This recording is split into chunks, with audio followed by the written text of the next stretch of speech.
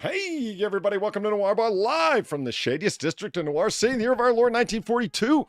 As we can all see from our brand new Vita technology, trademark, powered hyper-accurate mantle clock. It's exactly 11:30 p.m. Eastern on the dot. So come on in, grab a seat, put your drink orders in, and get comfortable for a late night, laid-back time of banter, booze, broads, and bullets at Noir Bar. The most tightly run, organized, straight shot ship in all of YouTube. Never an errant, stray moment or disorganized thought to occur. And joining me at the bar tonight... Don't fucking gaslight me. Fuck off. Far, please. We run an organized ship. Let's stay on task. And joining me at the bar tonight are Far and Sam. Far, how goes things over in that messy little corner of the world you live in? Go fuck yourself. Albuquerque. Sam, how are things by you? Boink. Yeah. Piggly wiggly. They're very warm, Holly. They're very warm. It's desert conditions here. I've got a couple hours here before things start getting ridiculous again. It's unpleasant, man. I'm not gonna lie. Well, where's the humidity at? Oh God, I don't know. I mean, I could look. Let's see. 78%. Well, things are a steady 76 degrees in Noir City. An average humidity of 50%. It's pretty even here. But take a look here. 81%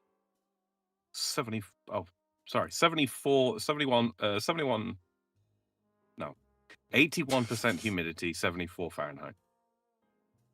70? Right now. Okay. 80 what percent? What's 81% humidity, and it is 10 past 7 in the morning. So that is brutal. Yeah, it's unpleasant. It's 77, or that would be 26, it says Celsius? Something like that. With 84% humidity. Delightful. Yeah. Delightful.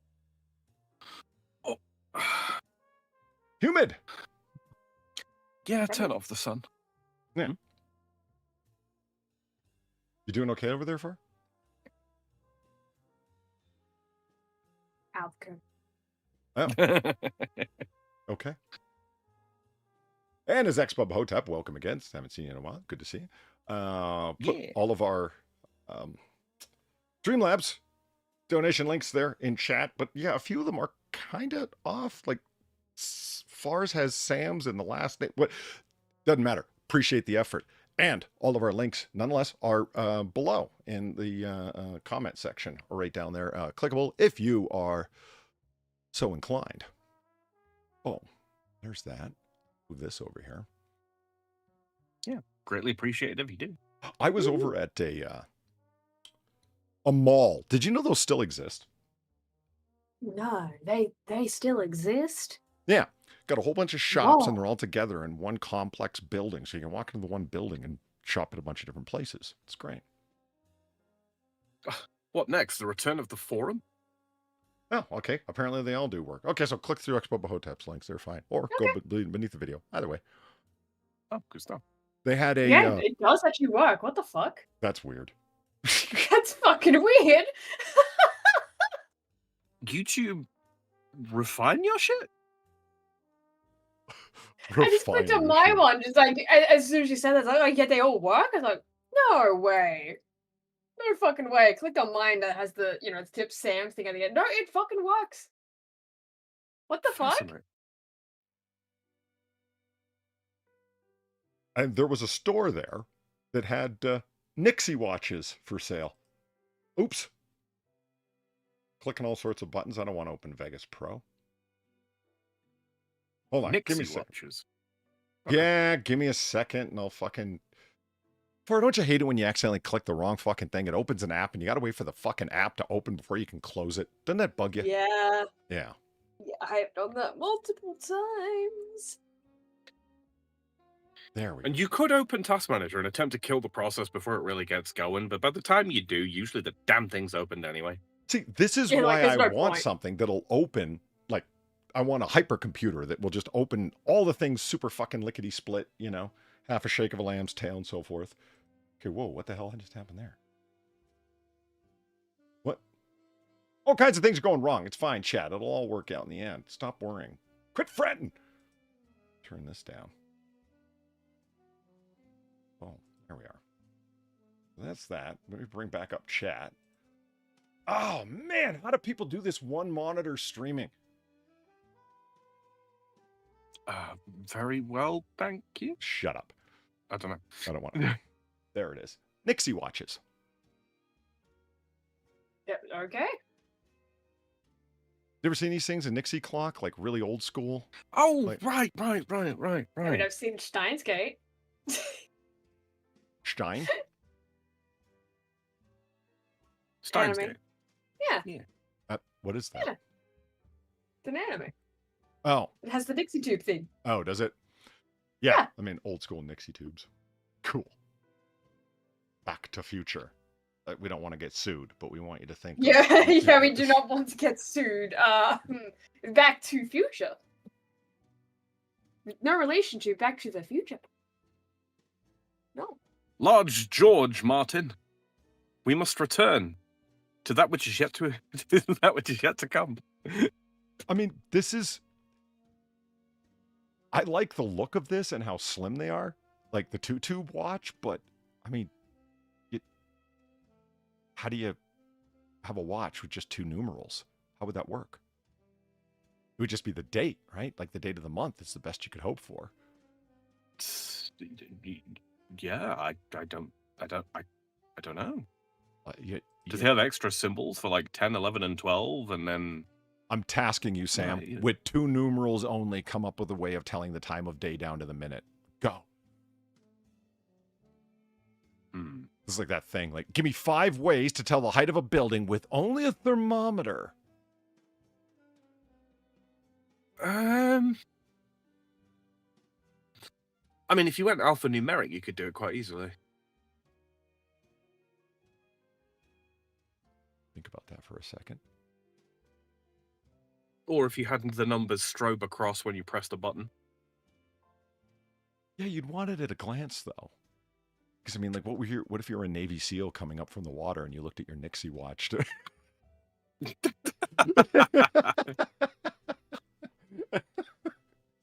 I want to see Navy SEALs with Nixie watches. I make all the sense in the world. So far, do you remember the Menendez brothers? You want to repeat that after having that stroke? What the fuck? What? Yeah, what? For attacking official. What? You had that. I did it. It was just on. It was the only YouTube link there, and I could see it, and I just clicked on it and jumped ahead, and it happened to land at 46 seconds where he was doing it. That was pretty good. I was. Oh, man, who was it that was showing that to? And he had no idea about it. And we're trying to find the video. Fritz. Yeah, we're trying to show this to Fritz, right? We found a completely different one. Oh, a yeah, different they- instance of the same bot because we know. Yeah, it says 7th time here, right? But like we found one of the other ones and it was just as funny. It was exactly the same shit. It's like, holy shit, how many times has this fucking WWE bot had a stroke over the exact same fucking thing? Because it was the same thing again. Trying to say WWE. Exact same thing. It just can't do it. It just can't. It just can't fucking do it. It can do it sometimes. Just, sometimes it just kind of, What? I mean, it's Albuquerque and Oink is pretty good. Like that's pretty Oh good. yeah, that is pretty fucking good. Okay, well, they never lose their minds though. Those AIs, like not on this level. Like this is the No, the other one did. it emotionally scaled, but like I just like the. Yeah, the Albuquerque, New Mexico did. No, I'm saying it did It did. emotionally scale. Just No, but it also lost its mind to the point of it changed voices. oh yeah, that's Remember right. that? Yeah, I do. Yeah, it just straight up changed. It changed to a female voice. That's how Yeah. fucked it got. No one knows what the fuck we're talking about. Yeah. Do we want to show that one off? See, I'm kind of like halfway. I'm still thinking of how you would display the hours and minutes of a day with just 2 numerals. My brain is sort of like half working on that now. It's like a problem I posed to Sam, and I'm the one who's fucking stuck on it now. He has a UT. I mean, I- I see a couple people in chat like suggesting it's like you could do this, you could try this. Like let's say that you had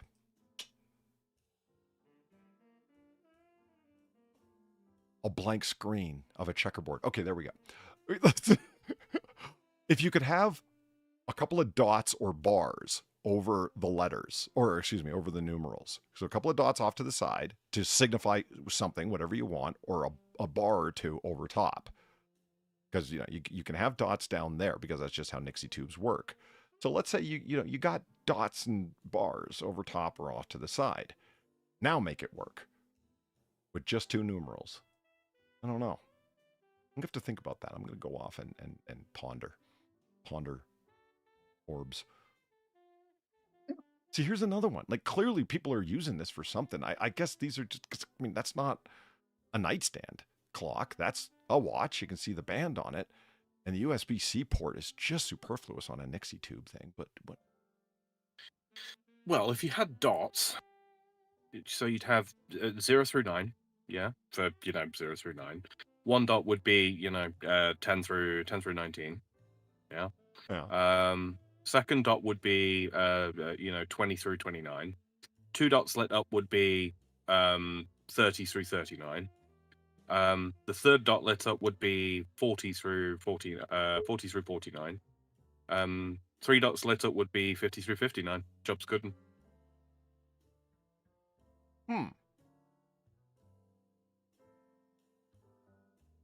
So there's your minutes, Yeah, I see what you're saying.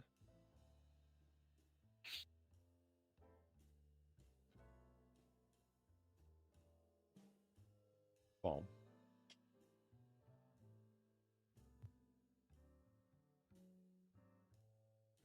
Just ignore me. I'm doing something. Hey, Okay. okay. I will ignore you. Just for a second. Yeah. I've been purchasing season 2 of Batman Cape Crusader from perfectly legitimate online sources, and it's move that off my main drive, where I keep all my perfectly legitimate sourced videos. You know how it is. Yeah, of course. Yeah.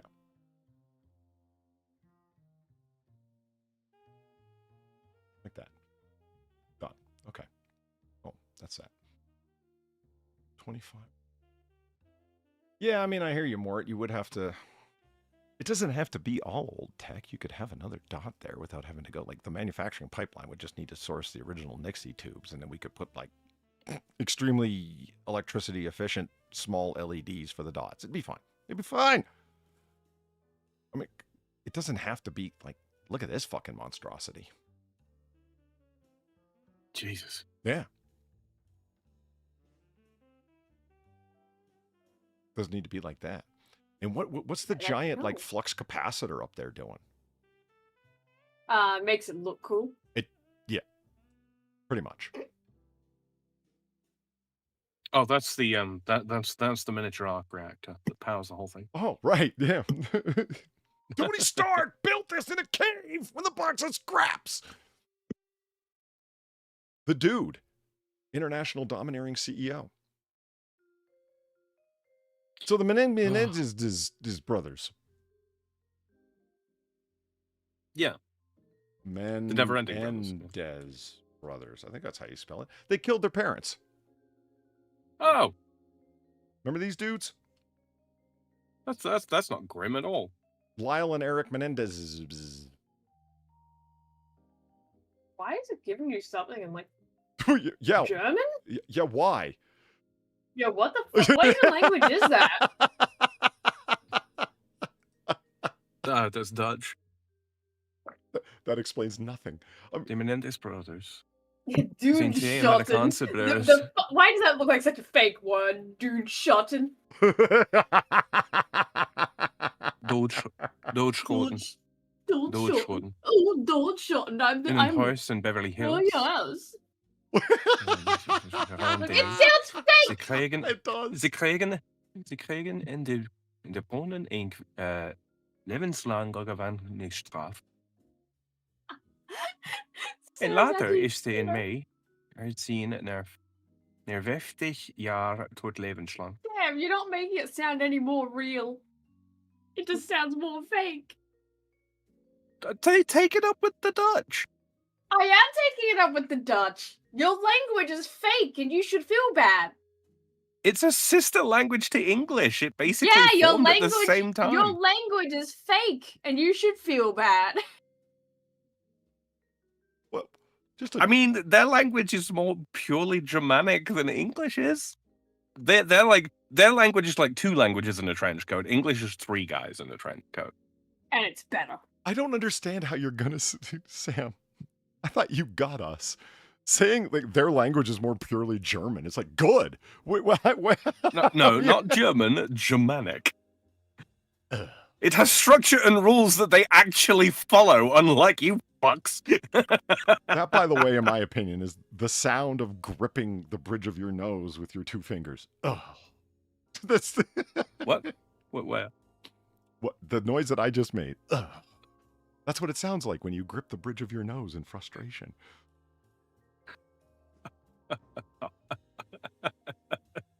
Sure, let's go with that. Why not? What is that not the way you show frustration in France? What do? Toss your head back to reveal your fluffy ascot? Is it? Who has a fluffy ascot, Polly? Cravats haven't been fluffy since the.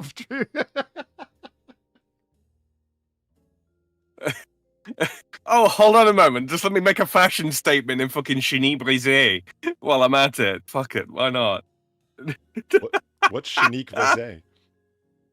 Sorry? What's Chenique Visée? Chenille is a particular type of... how'd you describe it?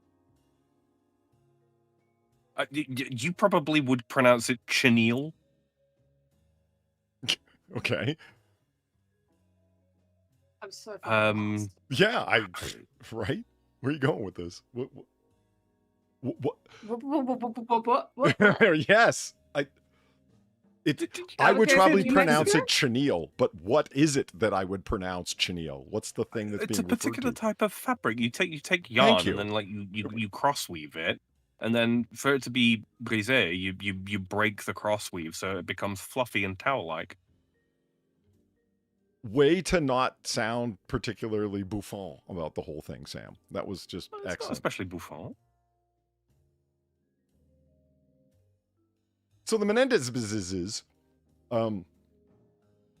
this is delightful, Far. You see this, So they How is this delightful? They killed the fucking bear. I'll tell you, because, like, okay, so here they are, the Menendezes, right? And one of them is bald, but has been for years. There's a, Why is he smiling like that? I don't know. Like, so this is them. I keep getting screwed with this, like, side. So They did it before inheritance tax was implemented? I don't know. this is a wig. He's bald as a plucked chicken, this one. And this is him looking out. You can kind of tell, can't you? Well, especially now that I've said it, right? It's like, yeah. It's like, Yeah, that's distinctly Birkin-esque. what's that mean? You know what a Birkin is? No, I don't actually.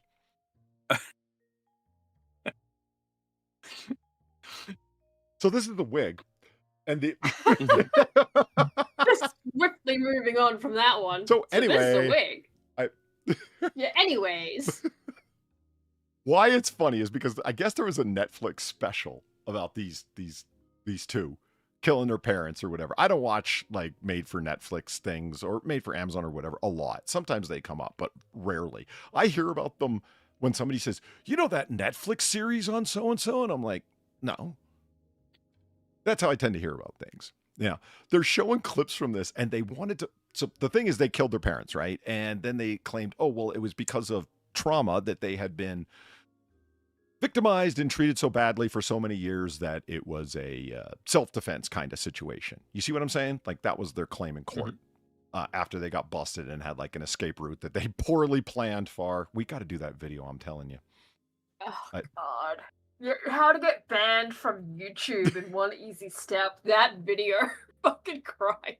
See, chat, Far and I were discussing, well, okay, I was suggesting to Far while she listened. I was... No, we discuss this often. Honestly, it comes up often enough.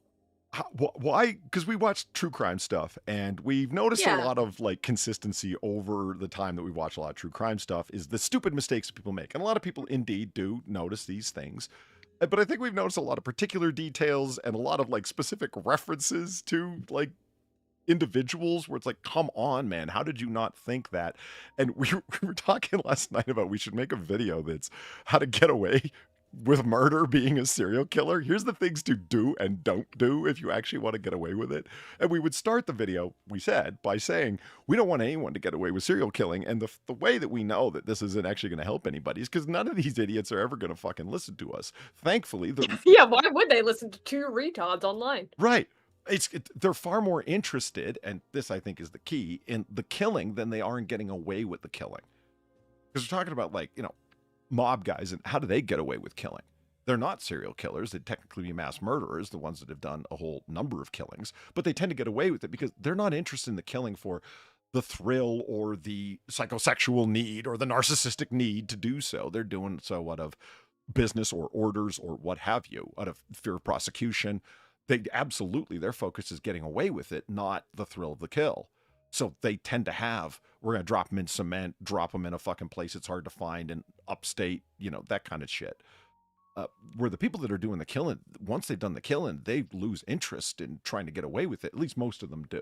And they end up making a whole series of stupid mistakes before and after that can, and often do, thankfully, lead to their prosecution. We like to do a video like, come on, this is not the way to get away with this. But you don't have to go full, you know, NCIS wear like little booties and hair hats like like you're working a fucking fry center at McDonald's, you know, to keep all of your potential forensic evidence off the crime scene. You don't even need to go that far, but you do need to not do stupid shit. Now, I could have even told that fucking, what's his name? Sawchuck? Guy who killed those 4 students in Idaho?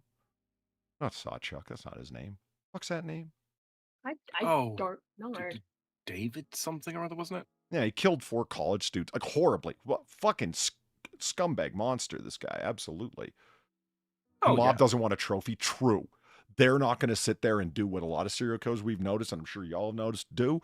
Start writing to the police and taunting them and sending them codes looking at you, Zodiac Killer. Fucking Ted Cruz, you sicko.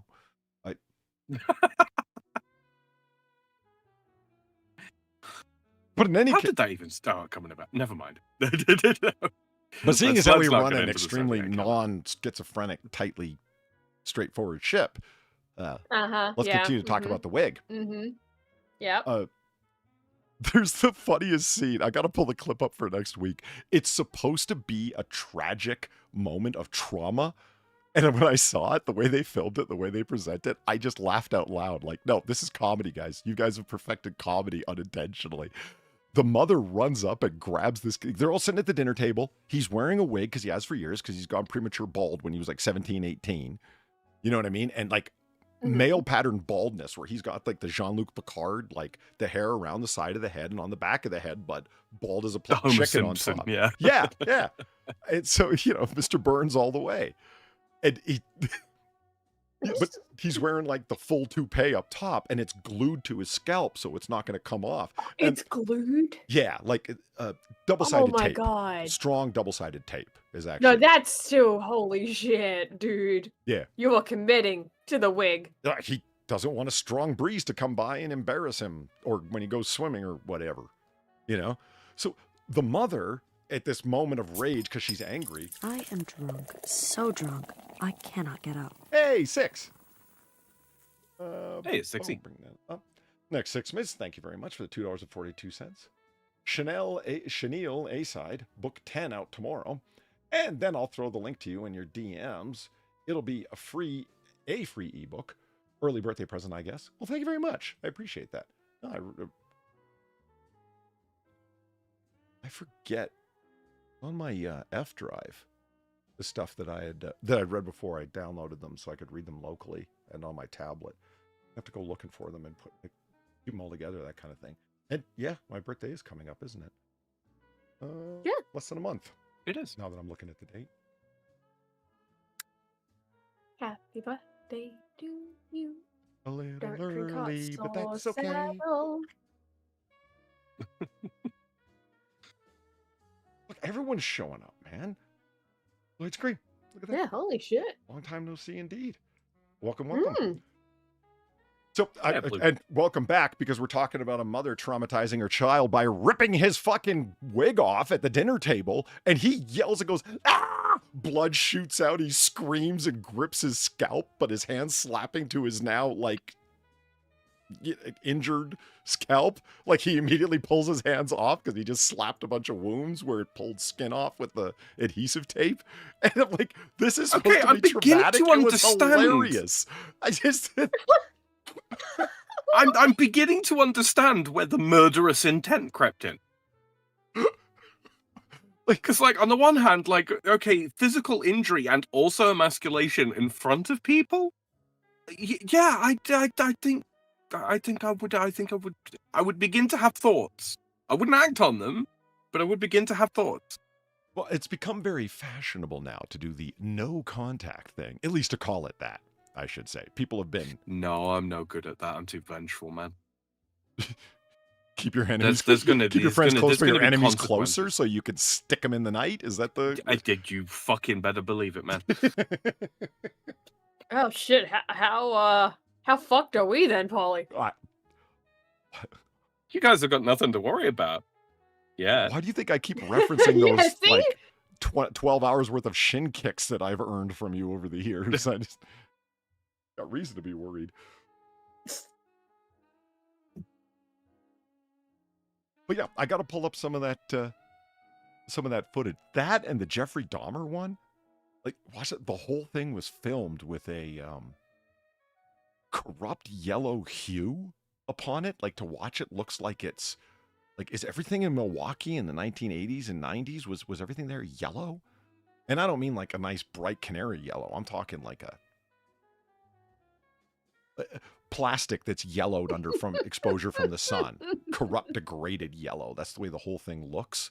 And it's like, why did you film it like this? To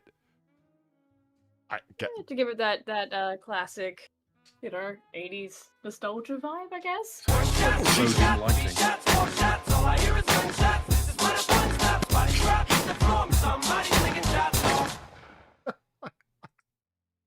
Damn it, Valine. Damn it!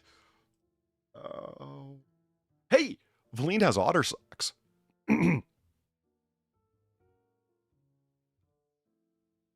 Does she indeed? Yeah, she sent me a picture. She's got otter socks. She's a fan. Don't tell me she didn't get those because I'm awesome. I know she did. Look, here's my boot socks. They have otters on them. And I'm like, wow, I don't even have otter socks. Got an otter shirt. These are her boot socks. The things that she stamps and stamps and stamps and stamps and stamps in. I didn't think about it like that. Huh.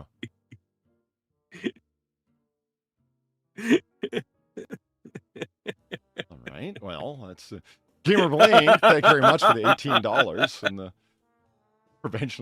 perpetual shit kicking. A lot of criminals can't deal with dead bodies. Even some killers use shallow graves because they just need to get away from that body.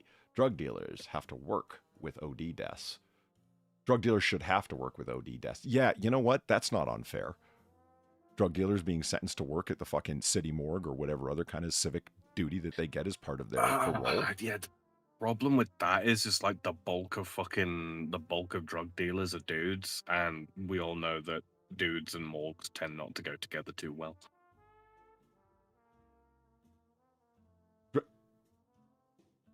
What are you saying? The drug dealers are going to bang the corpse women? There's a non-zero possibility, yeah. Huh. It's just stats. I don't like the stats. They're not good stats. But think about it. They're in prison for the rest of the time, right? They're jailed up with a bunch of other dudes, and then they get released on, not released, but they serve on recognizance at a mortuary. Yeah, the morgue. Yeah, that's not a good idea, is it? So I was watching a video about ancient Egypt, and they're talking about the funerary customs, and it's like, okay, here's the way that kings were entombed, and they were talking about, well, you can tell from different kings and the mummification of the relative level of status and so on that they had by what was in their tomb if it hadn't been overly raided and so on. And then here's what you can tell from various queens that were pharaohs and so on. And they were talking about the funerary customs, and well, women couldn't be men. The process began right away, and it's by salting and then so on, and then adding myrrh and spices and so on, and then the removal of the organs after so many days of being encased in salt and to de-moisturize, whatever. And then they get on to the women, and they're like, but that process had to start 2 days later because there was a minimum of a 2-day wait before you could begin the funerary. And then the narrator says, because I can only assume that they would be thinking that the funeral priests would have their way with the female corpse. I was like, dude, what? What? Yeah. And I was just like, oh, that came out of nowhere. Like, it sounded like a proper British documentary up until this. Yeah, they'd be banging the dead bodies. Like, I was like, wow, man. Like, what? I began it with, what? I can only assume. Like, okay, that's a hell of an assumption. That really is. What the fuck? Where's your mind going? Holy shit. Yeah, that is a kind of self-snitching, isn't it? Is that the first thing you think about, bro? You think, fuck. What? Some people need to touch more grass than others. Yeah, and that's one of them. Bro needs to not just touch grass, he needs to, hug grass. I feel in order to be allowed into the office on a day-to-day basis, he should be wrapped in a roll of turf. Yes. Yes. Just like a couple of sods stuffed in each pocket at least, Yeah. Why would you say it's the 80s? What made you think that? Those shorts, man. Yeah. What? 4 keys to success. You want to see what his shirt says? I want to see what his shirt says. What does it say? Okay, that's pretty good.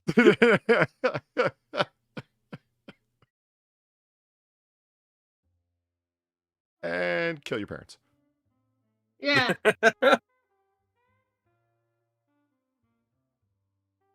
So these two. I love how he's wearing a crucifix. I know. Oh, Polly, this keeps happening, man. Oh, terrible, God. terrible, terrible people wearing. Oh no, wearing not the icon. What would you call it? The symbol. There we go. Camouflage is for a reason. Yeah. You know, pointing. They're pointing wolves at somebody, in sheep's clothing, well, literally. Yeah, right. Like pointing at someone saying, well, he's wearing a cross, so therefore, and I'm like, pointing at somebody and saying, that guy's a killer, he's wearing a cross, so it's a fraud, is like pointing at someone wearing camouflage in the woods and saying, that guy's not a tree. Yeah, I think he knows. That's the point. To blend in with the surroundings, man. That's just saying. Yeah.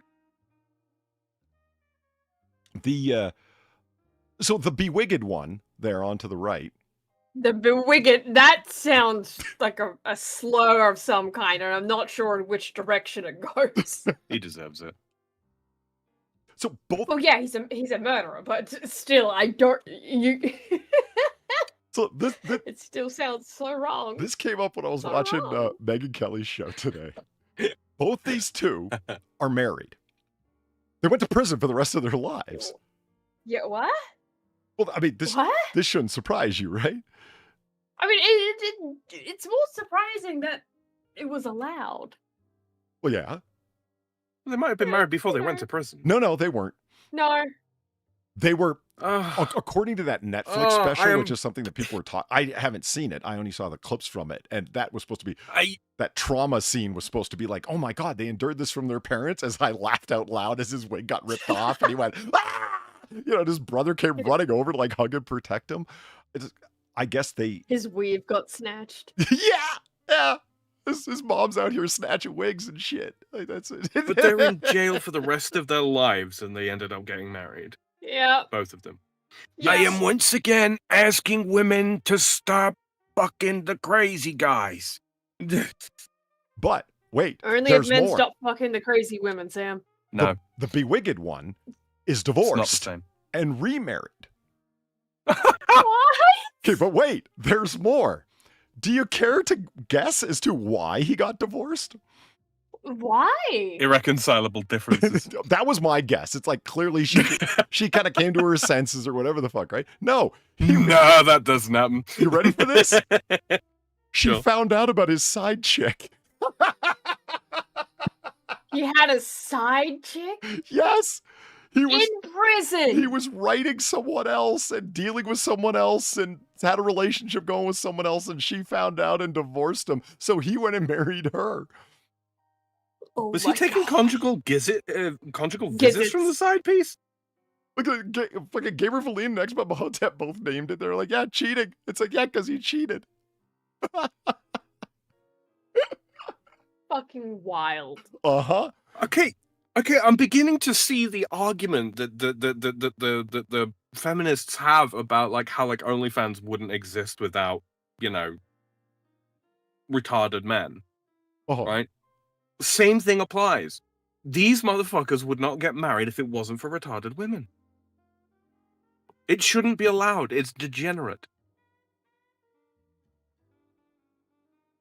They're supposed to be separated from society. Yeah. I mean, I understand the thing with... I understand that it is a thing, I should say, that... because Richard Ramirez got married and had children. Far. While in prison. Yes. I mean, he's in prison for the rest of his life. Richard Ramirez, the Night Stalker, the man who got busted in the most hilarious fashion ever. I just...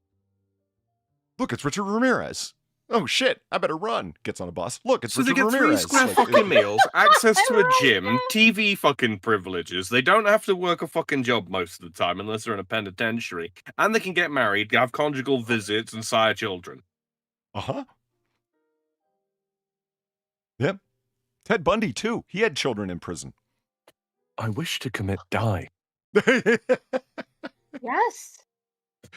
This was on, all these things came out, like Megyn Kelly's talking about. Okay, Far, do you remember, and this is actually not funny, I remember both of us were just like, oh my God, when we were watching this one, the guy who killed he killed his wife and his 2 kids, and his 2 kids, he shoved down oil tanks where he worked. Do you remember that? They were giant above ground oil tank holders, or oil holding tanks, and he like climbed up to the top of the ladder and put them in through like the nozzle access point at the Kind of. top. Yeah. That was him. And he Yeah, I mean, that guy's getting married. It's like now. And he hasn't really been in prison that long. He's been in prison like a number of years at this point. And yeah, there's this woman who's a realtor and started a fucking back and forth with him in jail, and then now they're getting married.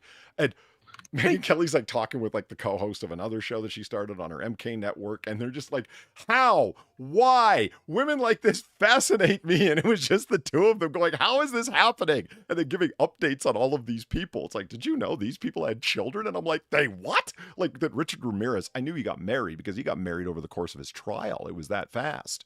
But then he got divorced and married again and so on, or whatever the fuck. And I didn't know he had kids. And then they're talking about the Menendez here. And it was the other woman there talking about Megyn Kelly and says that it's like, yeah, he got divorced. And she's like, really? She finally left him? It's like, yeah, when she found out he was cheating. I was like, wait, what? And she tells this story. I'm like, I gotta tell Far about this. She's gonna shit. Do these women know that sperm banks exist? Yes, but they don't care. They want it from the source. No.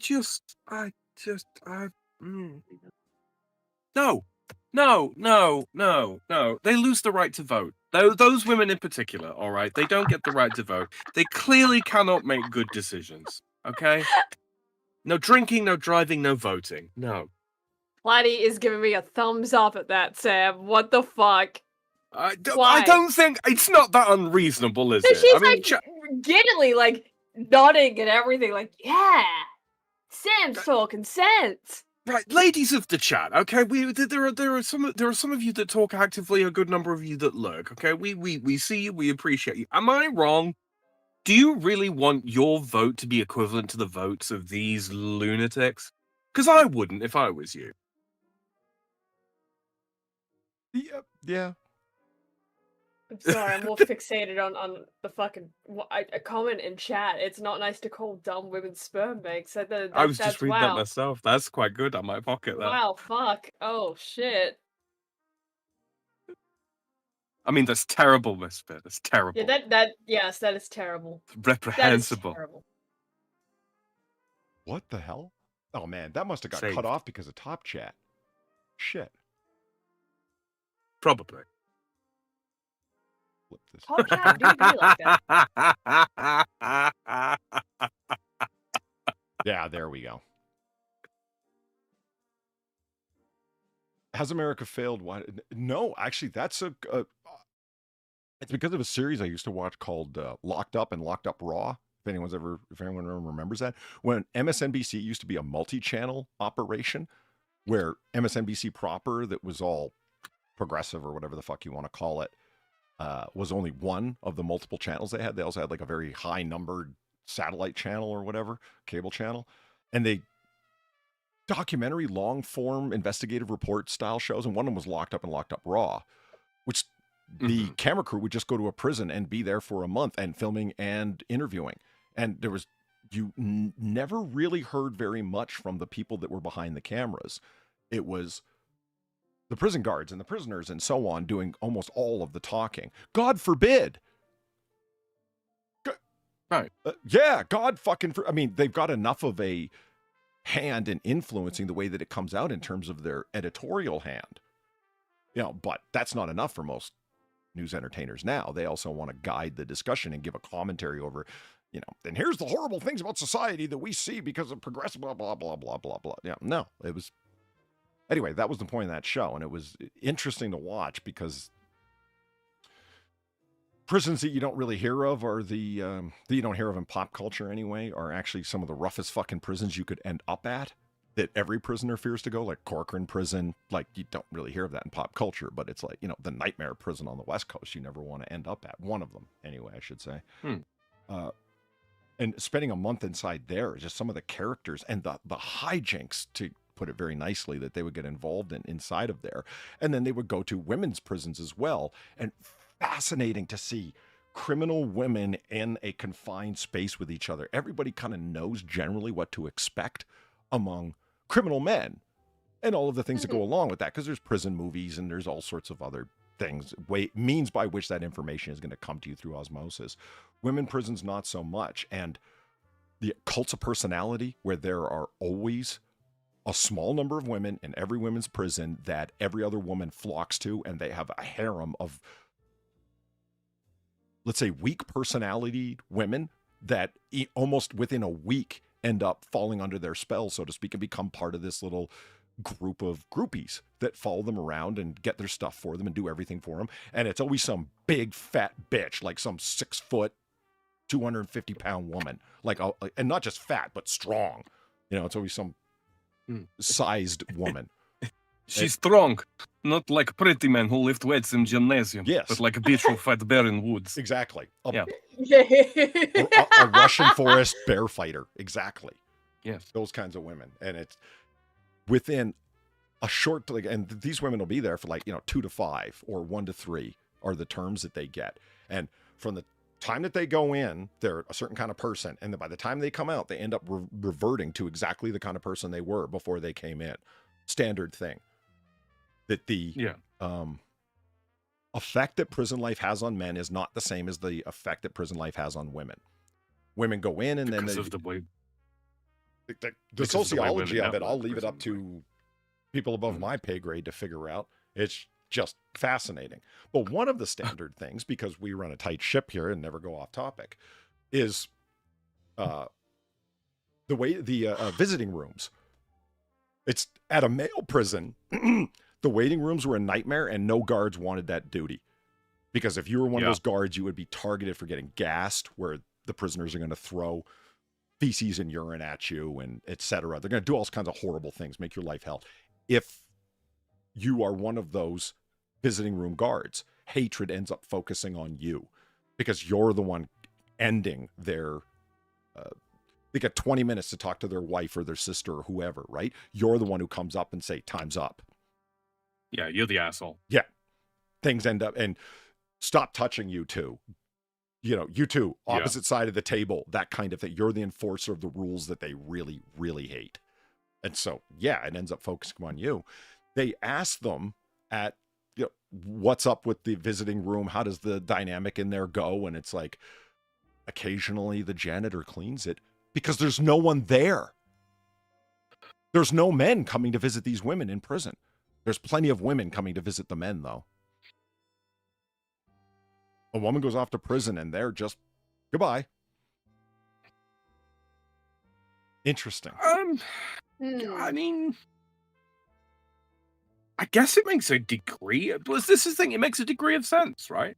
I mean, look, if your old lady got busted carrying, I don't know, carrying your drugs or something like that, then you kind of leaving it to rot in a cell while you're still out free or something like that, that's a dick move. You're a piece of shit. Right? But if she fucking straight up murdered somebody and you were completely unaware of the fact, is it understandable that you would not want to go and see it? Yeah, I think so. I think it's completely reasonable. Yeah, wouldn't it? But if the genders are reversed, though, wouldn't that also be understandable? Why are the men still getting visitors? This is exactly it. That's exactly it. I mean, is that not in some ways worse than cheating? In some ways, yeah. Depends on what it is, but yeah. The only thing I knew for sure was this. Every son of a bitch that worked for her.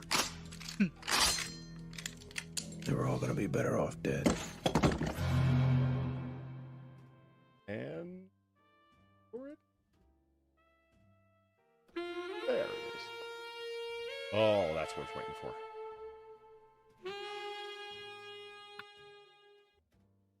We were just having a conversation about Jessica Alba, no? Yesterday, yeah. No. Day before, wasn't it?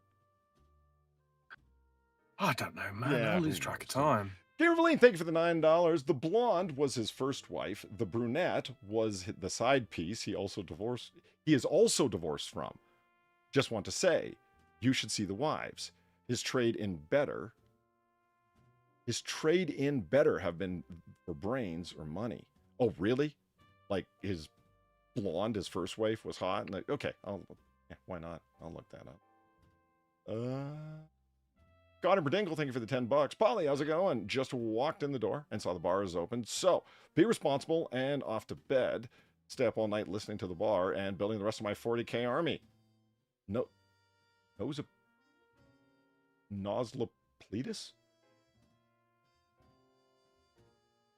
No. What? He spent the rest of the night building the 40k Knight Army. Nosopletus. It's a 40k thing that I don't understand. I'm butchering. Nosleepitis.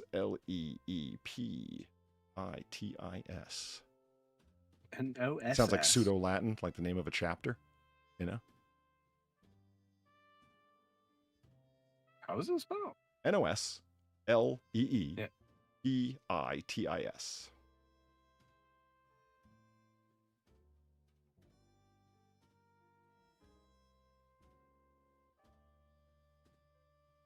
No, nothing.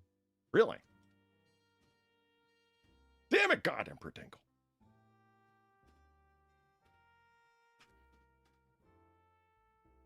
To Menendez, ex-wife. Not ex-wife. Ex-wife.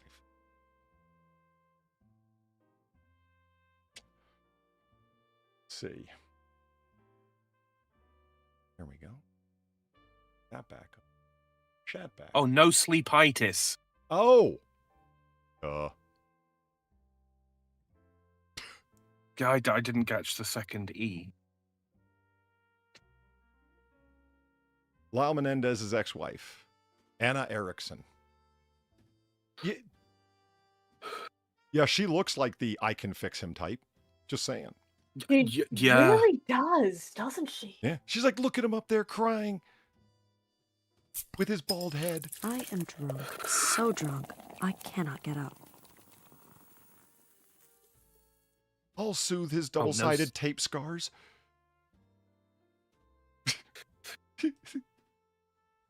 Got Dingle, thank you for the $2. No, it's supposed to be no sleep. It is. I ran out of words and tried to make it one word, and it auto-corrected to whatever the fuck that is. Okay, no sleep. It is. I see it now. I'm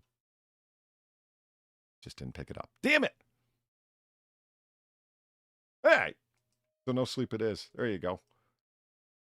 But I want sleep. I do. That's a sweep. I'm a fucking child. That Oh no, I'm sleepy.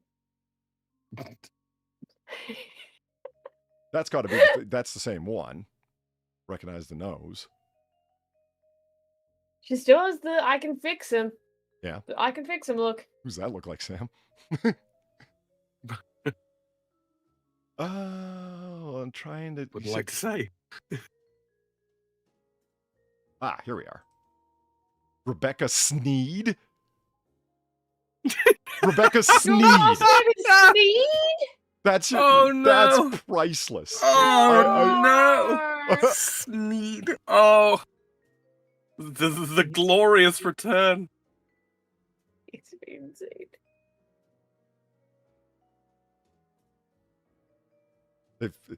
Lyle Menendez, 56, and his wife Rebecca Sneed have separated after 21 years of marriage, following reports that Lyle was recently linked to another woman. Sneed wrote on Facebook, "Guys, this is not a cheating scandal. Lyle and I have been separated for a while now." Yeah, since the day you were married, you've been separated, you idiot. Yeah. By bars. Yeah, you have never spent an entire night together under a roof that is not a jail cell. Do they get state-funded healthcare or something if they marry a convict? Well, I fucking hope the not. brunette is the other scroll up. Brunette is.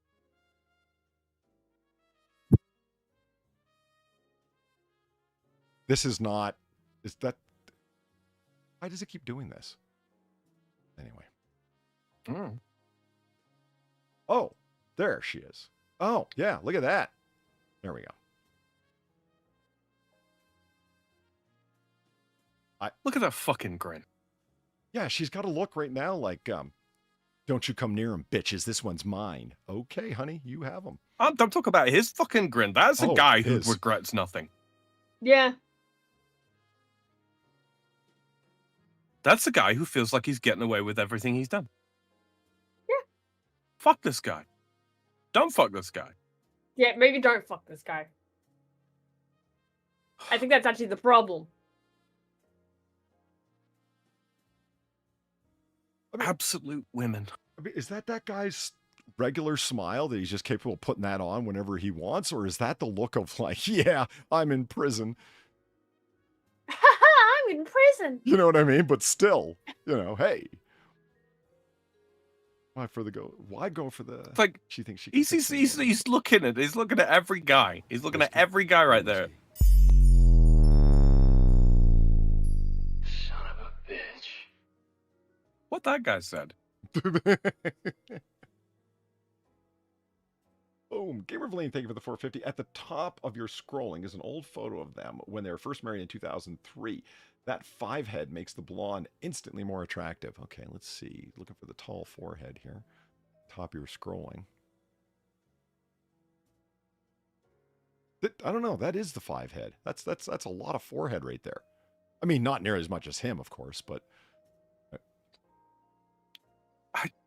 Seriously, he's looking into the camera, fully in the knowledge, right? That look, that grin says to every guy in the world, yeah, I'm in prison because I killed some people. And you're out there working 9 to 5, paying your taxes so that I get 3 square meals, a fucking cart, TV privileges, access to a gym, and I get to bang my wife.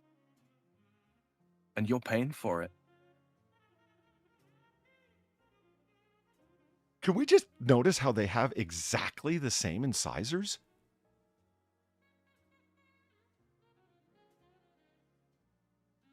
Yeah. This might strike some viewers as harsh, but I believe that everybody involved with this should die.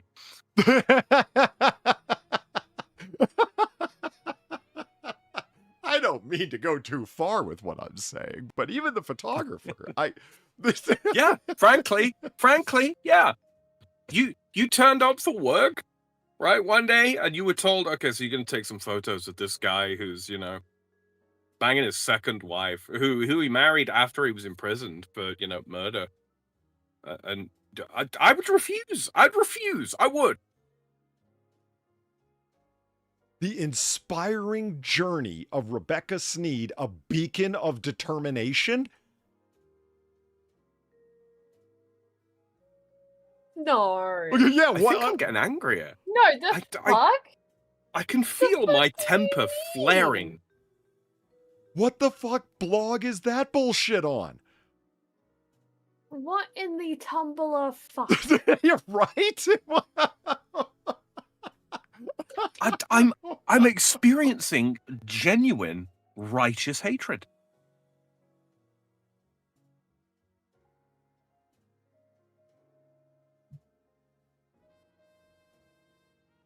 Wait a minute.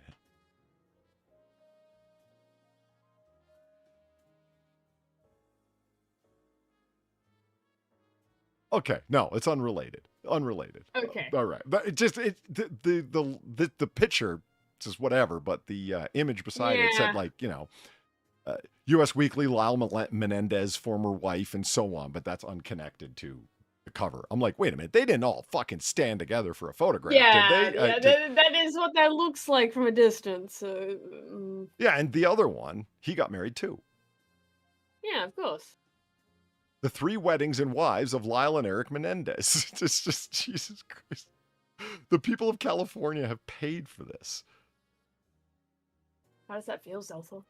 How does that feel? That's just awful. That look just kills me.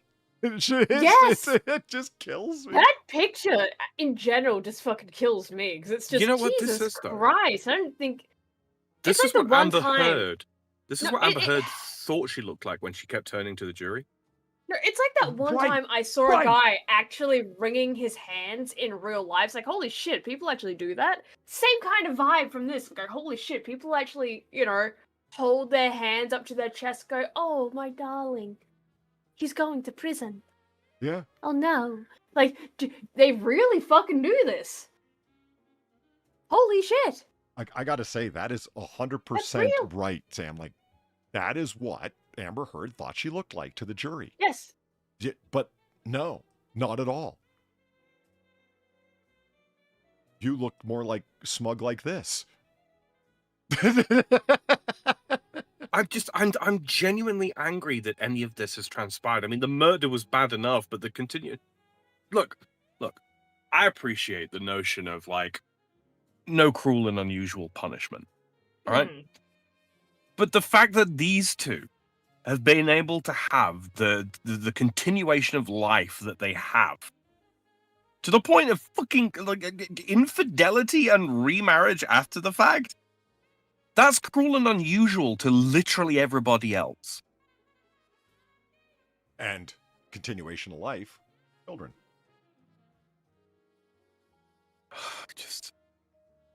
I just what?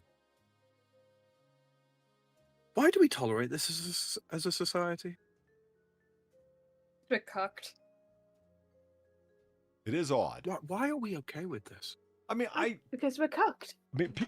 there are such things as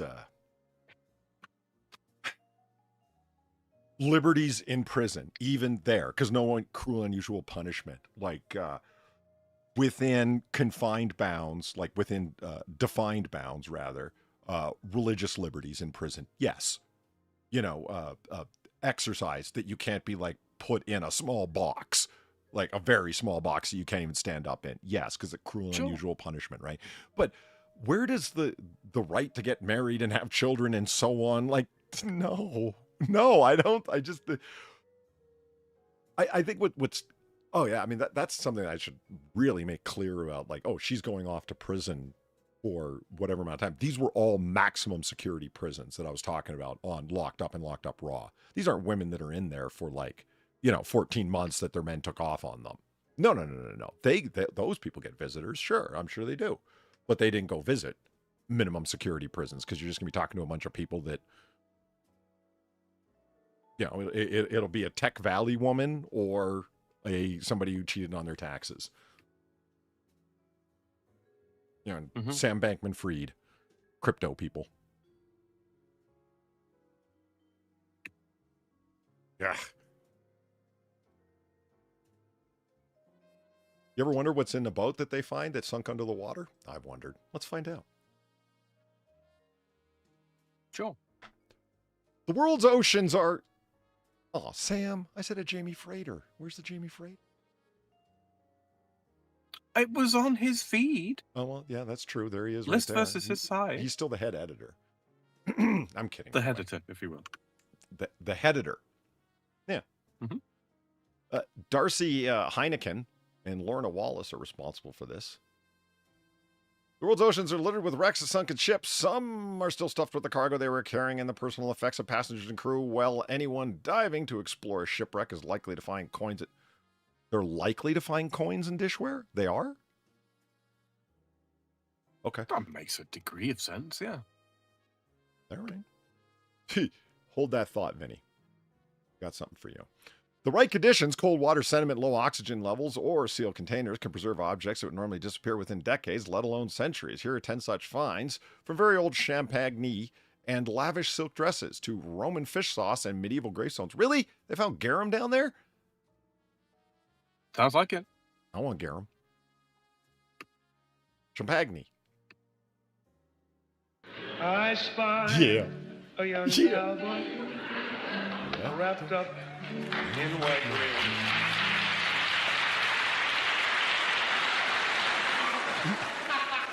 Shucks, I wouldn't put it on unless I was good at it.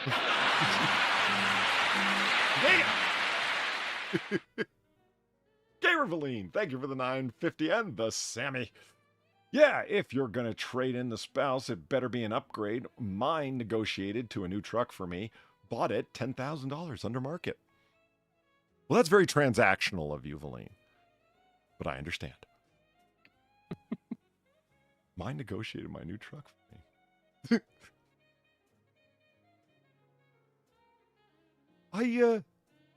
I've heard differing opinions on that in relation to myself. Is it better if I've heard a friend of mine go like, yeah, if you leave me, you better end up with someone better than me, more achieved than me, richer than me, more handsome than me, whatever. Because if you left me for someone worse than me, well, I'm going to be left feeling awful. And I'm like, wait, you'd feel better about that? Wouldn't you feel better if they ended up with someone worse off than you? Like, So I don't know. I've heard differing opinions on I mean, that. it Whether goes your without ex saying trading that up they or down will. is, yeah, I don't know. Sorry, Sam, you were saying? I mean, it goes without saying that they you know, if they do leave me for somebody else, it's going to be somebody worse. You know, that's just a given. Well, I mean, I'm talking to other know, I- people who have less sensibility about these things. Clearly, it's a step down from me. Yeah, by definition. Right. But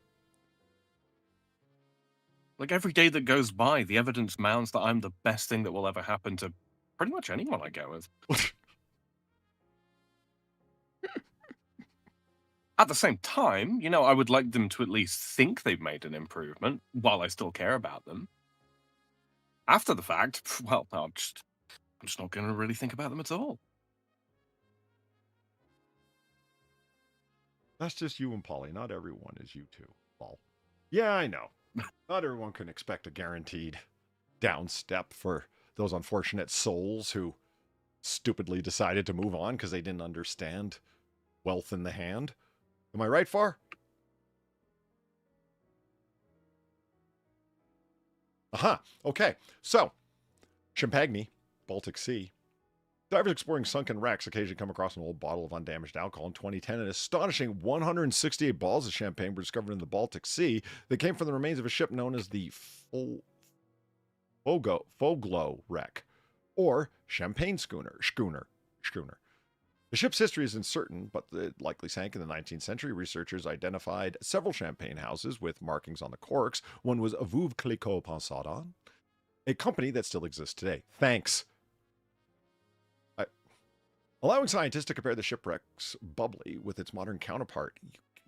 Were the corks maintained? That wasn't a bunch of salt water in there? If so, impressive. One of the most striking differences was the sweetness. The recovered champagne contained 140 grams of sugar per liter, compared with only 6 to 8 grams per liter in modern champagnes. That's interesting, actually. That is a lot of sugar. Yeah. I personally am a fan of fairly brute champagne. I like it nice and dry. Uh-huh. Zero dosage is underrated, am I right? Yeah, heavily. I want it so dry that when I pop the cork, dust comes out, you know. Yeah. I want to feel like it's pulling my teeth out when I drink it. It's awesome. Mm-hmm. Amazingly, wine experts are even able to taste it. The first impression wasn't exactly appetizing. Freshly opened samples were described as smelling of wet hair and cheese. Wow. One exposed to oxygen, though, the champagne developed far more appealing notes of grilled, spicy, smoky, leathery, fruity, and floral character. Uh-huh. Uh-huh. A few bottles from the wreck were later auctioned. One Veuve Clicquot selling for more than 43 grand. Apparently, almost 2 centuries underwater can do wonders for the price of a bottle. I'm surprised at that, actually. That it's as little as that. That it made as little as that at auction. Yeah, I know. I mean, there's some bottles that have been discovered in, you know, castles and such, and don't have as much of a, shall we say, traumatic history that have gone for quite a lot more money than that. Frankly, I'm a little surprised that Veuve Clicquot, the champagne house itself, didn't want to procure a number of those bottles to have in their library. Right, you would have thought. You know, I've seen some bottles of champagne go for so much money, you'd kind of expect there to be an Australian gentleman in the audience going, "Are you fucking serious?" That was such a legendary moment. You fucking serious? Like, that was...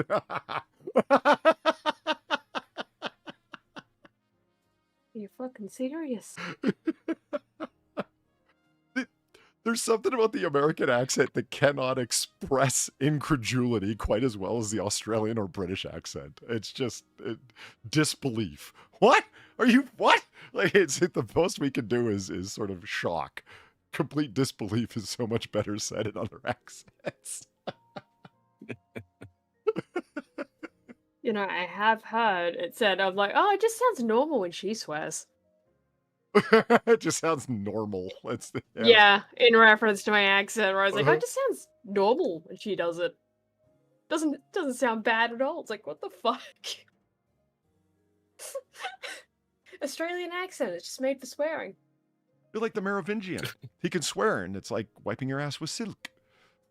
Yeah, apparently. BG says, of course it was fruity. It was French. You've fallen for my cunning trap. You How fool. fruity. You absolute buffoon.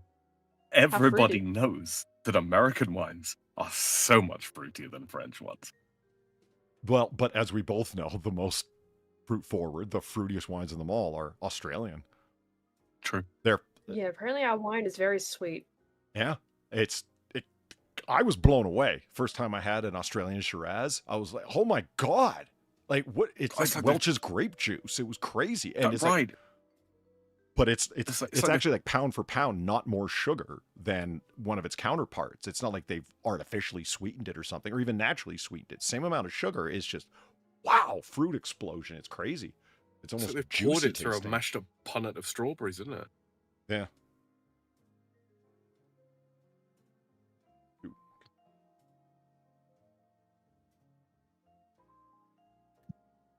No, I'm afraid I can't do most Californian fruit bomb wines. I can't. Yeah, I mean, because I'm such a fan of dry wine, it probably wouldn't surprise it that I do like Bordeaux's because they're nice and dry and blended for a given effect. A little bit of this, a little bit of that. No, in my opinion, you shouldn't be drinking Malbec on its own. It's, you know. I mean, there's plenty of wines that you can drink by themselves, but no, for the bulk of them, you should really be having them with something. Yeah, because they're too much of one. There isn't balance there. Looking at you, Merlot. Yeah. And I could say this. I get why they made the Merovingian the way they did in The Matrix. I get it. Like, he was a comical character. But they missed because they could have made him a cool villain. And they don't have a lot of those in The Matrix. There's Agent Smith, and that's what I thought. I was like, okay, Agent Smith is a cool villain. And very memorable. You know, the Merovingian's a joke. It's like, well, he's French. And I was like, okay, you can make a malevolent figure French. He could have been overbearing, like, and still been like a monarchist and you know, very bonbon about the whole thing, but have been malevolent in his demeanor. Like, he's a joke the way they presented him. Son of a bitch. And then they bring him back, and he's a fucking homeless bag man in Matrix Resurgences or whatever the fuck it was called. Revolution? No, the fourth one. There isn't a fourth one. Oh, really? Have you seen it? I've seen enough clips and I've read enough about it to go. I've just no. Just no. No. Just no.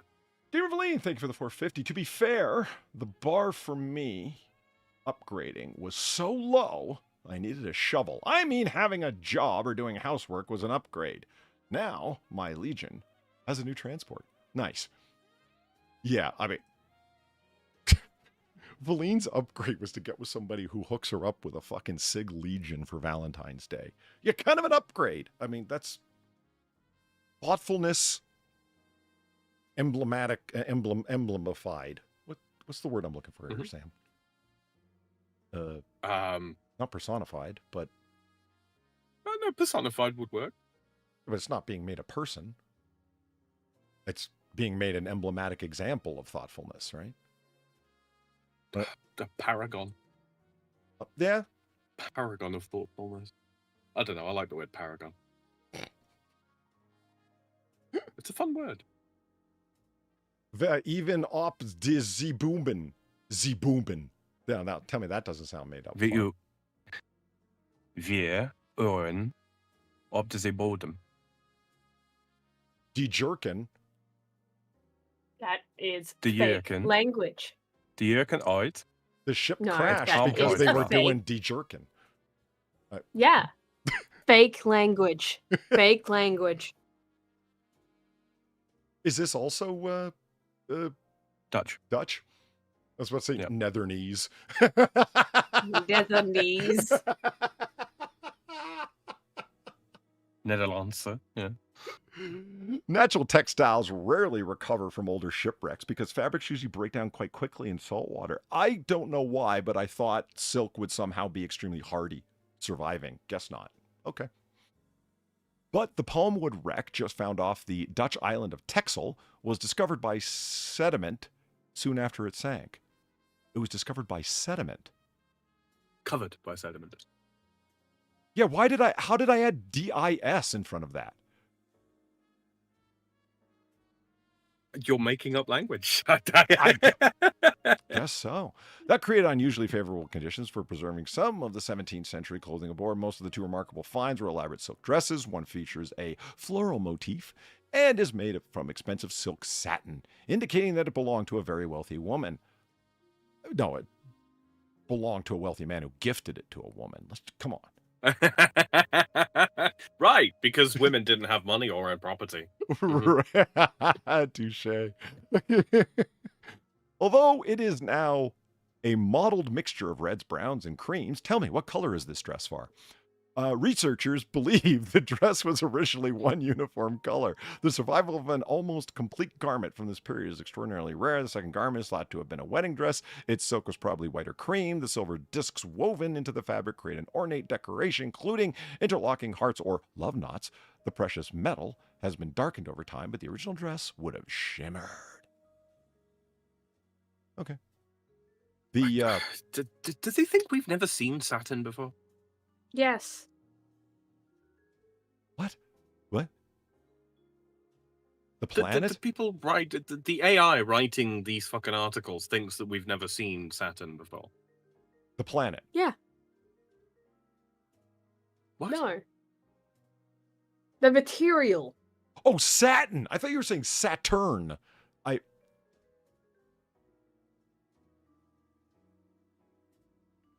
Okay. God, I thought I was the one that's like fighting off sleep right now. What the fuck? I'm reviewing the last minute of my existence in my head. I'm like, Saturn versus Saturn. Well, I was confused, especially when Is this a Craig thing all over again? Is that what's happening? It does feel like a Craig. It went off thing. the rails for me when Far agreed with you. I was like, whoa, what's happening that I'm not following? It's like, does this writer think that we've never seen Saturn before? I know what a planet looks like. What the fuck are you talking about? 6 rings, motherfucker. The Antikythera mechanism. Antikythera?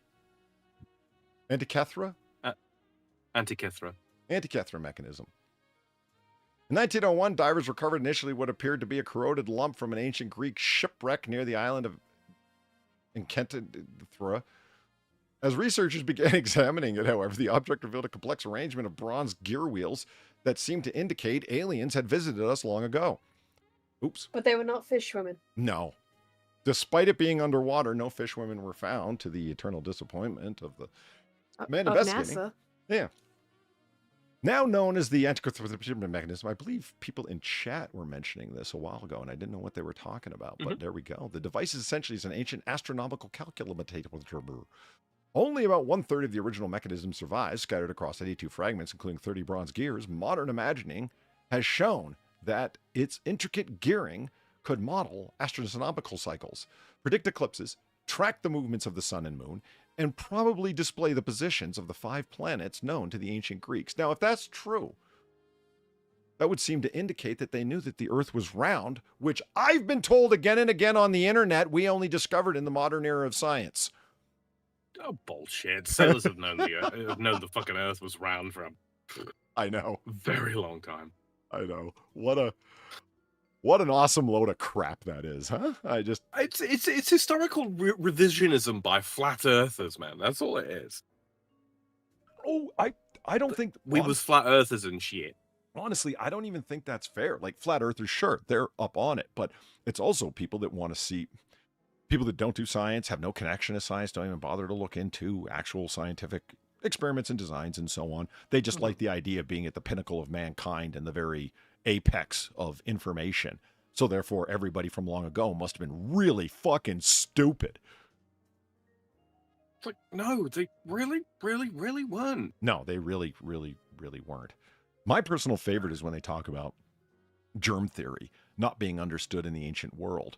It's like misattribution all the time and so on, but they did understand that hanging around sick people made you sick. You know, right? And eating animals that eat trash is probably bad for you. It's again, Yeah, because that's why, microscopes like, didn't pork was exist off the doesn't menu, mean right? that observation doesn't work anymore. I get frustrated at that. Because they didn't understand our advanced scientific. It's like, yeah, remember, we're also the people that bought into social distancing, so let's not give ourselves too much credit. Right. I think sort of coupled alongside that though is the people that sort of like romanticize like ancient science as well though. Like, did you know that the Greeks they knew about atoms, man? They figured out what atoms were. No, they didn't. They had a definition of an atom, which is not entirely dissimilar from what we currently understand an atom to be. But the way that they went about defining it, just not quite there. Not really. It's an example of the power of reason, not but their definition of an atom, like a small, no longer breakable, minuscule component of matter. Like, it's a great example of application of reason, but not an example of, I don't know what, ancient electron microscopes. I don't know. Yeah, they didn't model atoms, you know, like mathematically or what have you. It was simply take something, cut it in half, keep cutting it in half, keep cutting it in half until you can no longer cut it in half, and that's an atom. Yeah. They understood atoms to be elementary particles to all intents and purposes, which, as we know now and have known for quite some time, they're not. Means unbreakable. What'd the Greeks know? Researchers believe the mechanism was operated by turning a hand crank. I mean, that I got to admit, I have heard of this device before, but I'd forgotten about it till basically right now. But that fascinates me, the idea of like a hand crank where you can go forward and then predict eclipses and so on by, if all of the gears are right, that would work. And that's so cool to me. That's awesome. Some of its functions remain uncertain because much of the device is missing, and scholars continue to debate exactly how its original configuration worked. Perhaps the most extraordinary part is how far ahead of its time it seems. Nothing approaching its known level of mechanical complexity survives again for roughly a millennium. A shipwreck, therefore, preserved evidence that ancient Greek engineers had master technology historians once thought belonged to a much later age. Yeah, this just screams AI wrote me. Yeah. Gravestones. I mean, how far ahead of its time it was. I mean, like, I'm not being funny, but like plotting the movements of planets and all that kind of thing, our rotation, the different sort of positions in the sky relative to a point of observation of the stars across like the different times of the year and all that kind of thing. They got that shit down a long time ago. You know? Yep. Like, coming up with like writings or inscriptions or anything along those lines to detail those things, they've already got that. So is it really such a far stretch to believe that they might have come up with like a, you know, what would you call it, a construct that kept track of those things with any degree of reliability? No, I don't think so. I don't think it's unreasonable at all, and I don't think it's particularly anachronistic either.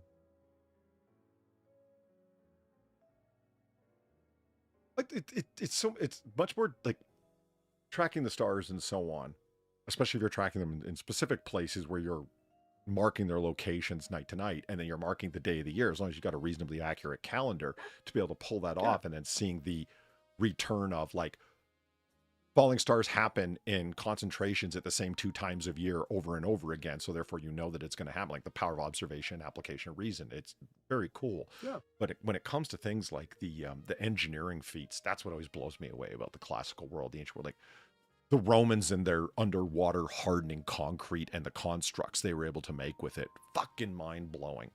Their water aqueduct, their aqueduct constructs blow my mind. All gravity powered, fucking amazing stuff. I'm always impressed with it. Okay, so I suppose when you what? Sorry, go ahead. I suppose when you're sort of limited to a certain to a smaller number of, dare I say it, concrete principles, maybe it shouldn't be so surprising. You know, we've got a handful of things that we know absolutely to be true. What can we do with that? Well, We could use it to get water from place to place. Isn't it going to need a really, really long tunnel? Well, you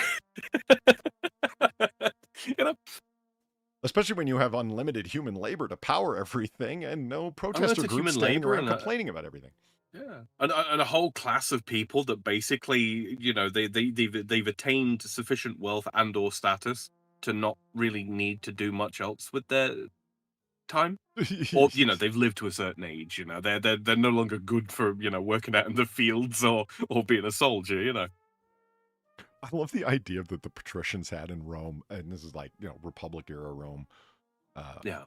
That some of the lowest of the, there is no middle class, but for want of a better description, the very wealthy plebeians. They're not nobles, they're not patricians, but the lowest of them were those that ran quarries and carpentry and anyone building anything, any kind of, it doesn't, you don't need to be the worker. You're just associated with building things. Like, ew. I think that's just hilarious because, well, what is it the patricians did? Not that. It's like they're so Epicurean. They don't do nothing but sit around and talk, basically. Right. Their jobs are like, you know, and that's why they go to the Senate. That's why they go to administration, because all they are willing to do for their nobility is talk and look good and eat fancy things and socialize. Again, talk. Oh, God. Is that us? No, we work real jobs. Yeah, my hands have blisters all over them from the manual labor I engage in every day.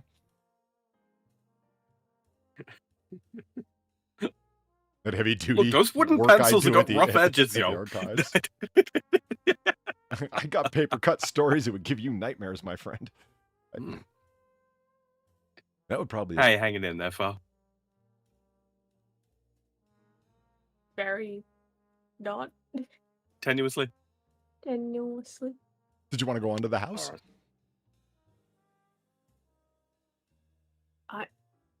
I'm very tempted just to tap out, I'm not gonna lie. Yeah, well, you can if you want. That's I mean, I'll remember it and hold it against you forever, but you're more than welcome to. I'm kidding. Dems was jokes. No, go get some rest. Yeah, by all means. Yeah, I think I will. Sorry, just. No, not at all. We started later. Yeah, it's just the more I'm sitting here, the more it's just. Oh yeah, it'd be nice to shut my eyes right now. Your head is getting closer and closer to the desk. I've been there. Yeah. You should definitely go get some sleep. Say goodnight to Far, chat. Didn't she do well? Yeah. Good night. Have a good night, Far. Good night, Far. Wait, where's Button's that spot? Yeah, that's a good sign she needed to go. Where's the off button, right? Yeah, yeah, absolutely. The giant gravestones, but I'm more interested in hearing about this fish. Wow, I love that picture. Look at that.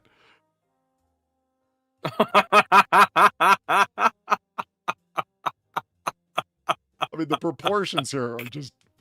Oh, God damn. I love that look on his face. That is great. Biblically accurate Roman?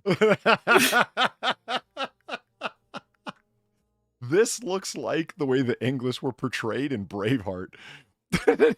You're not wrong. You're not wrong at all. Holy crap. Evil, snaggle-toothed, violent-eyed killers. You know what I mean? It's like... Oh, man. The, I believe it was...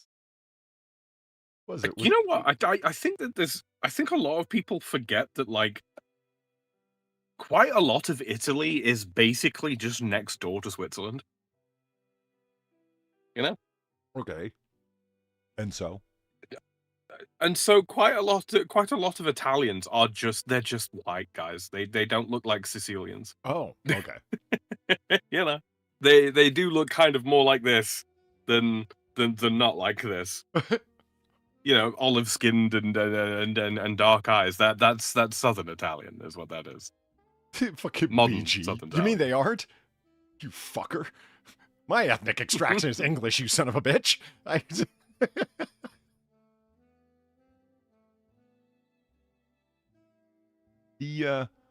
those of you who haven't ever seen Tasting History, I believe was the channel that did, we're going to make garum, to the ancient recipe, which people say rotten fish sauce. Yeah, more or less. You're leaving it to completely fall apart, like a number of fish with an applied acid that just over time falls apart. And if leaving food over time seems like leaving something edible over time, a long time, months and months, seems like a horrible idea. Why would anybody ever eat that? Fermentation should really disgust you because that's all that's happening. And like cheese should be off your menu entirely. Like in some cases, it's a horrible idea. In other cases, no, it's not going to hurt you. It's just causing a process to happen slowly over time that can't be replicated rapidly or whatever, you know. But there is a modern analog, and it's a very rough analog, but it still exists. Worcestershire sauce. Yeah. Worcestershire sauce, fucking soy sauce is fermented. The oyster sauce has a degree of fermentation going on. All sorts, yeah. Yeah. But a sauce to be applied to anything edible with delicious results that has a strong fermented fish-based component. Is there another one you could think of other than Worcestershire? Of what? That's sort of like based on like anchovy sauce or what have you? Yeah, I mean, because like the particular fish that's fermented over time in Worcestershire is anchovies, yes. But can you think of another one other than garum? Or... Not specifically. And if you don't think that the savory, salty awesomeness of Worcestershire, I mean, that's just like, man, that shit's just awesome. It goes so well in so many things. It's a savory delight. I mean, hoisin sauce is supposed to be made of like seafood stuff. I don't know. It's they start with like soy paste, I think, and then they ferment that, and then they add like various odds and sods into it, right? Mm-hmm. I mean, you know, everyone sort of likes Stroming and all that kind of thing, but the original ketchup was a fermented fish sauce. Yeah, that was something that was a surprise where it's like fish sauce. My mind just went to a sauce for fish as opposed to a sauce made of fish, right? No, it's In 2019, a storm struck the Spanish island of Majorca. Oh, that's Majorca. Okay. Revealing an ancient Roman shipwreck near one of its most popular beaches, known as this wreck. Vessels lie about 213 feet offshore, roughly 6.5 feet of water, or in that much water. It sank in the 4th century and was quickly buried in sand, helping preserve both the ship and the cargo. The vessel itself measures approximately 39 feet long and carried hundreds of packages packed with food and drink. Amorphe? Sorry, hold on. Right. The screen is small. Amphorae. Packing containers. Packed with food and drink. You know what amphora is, isn't it? Do I? Yeah, the clay vessels with the 2 handles over the top. Okay. Well, I did know, but not by that name. But now that's the plural. Oh, okay. Some contained wine or olive oil, while others carried liquamen, a fermented fish sauce closely related to the condiment often called garum. Mm-hmm. A discovery didn't recover a completely lost recipe. Ancient authors left descriptions of Roman fish sauces, but it gives archaeologists rare direct evidence of what the commercial product actually contained. Fish bones recovered from the amphorae indicate that the sauce was made using small fish such as anchovies and sardines. Even more remarkably, many of the amphorae still bear painted inscriptions after roughly 1,700 years underwater. Those markings recorded information about the cargo's contents, quantities, and the people connected to it, providing an unusually detailed glimpse into the Roman food trade. Fermented fish guts may not sound appetizing, but Roman liquamen probably filled much of the same culinary role as modern Asian fish sauces, a salty, savory, umami-rich seasoning added to all kinds of food. Yeah, don't mention Worcestershire, you fucking... A Roman shipwreck has preserved not only containers of ancient food, but also part of the labeling system that once helped sell it.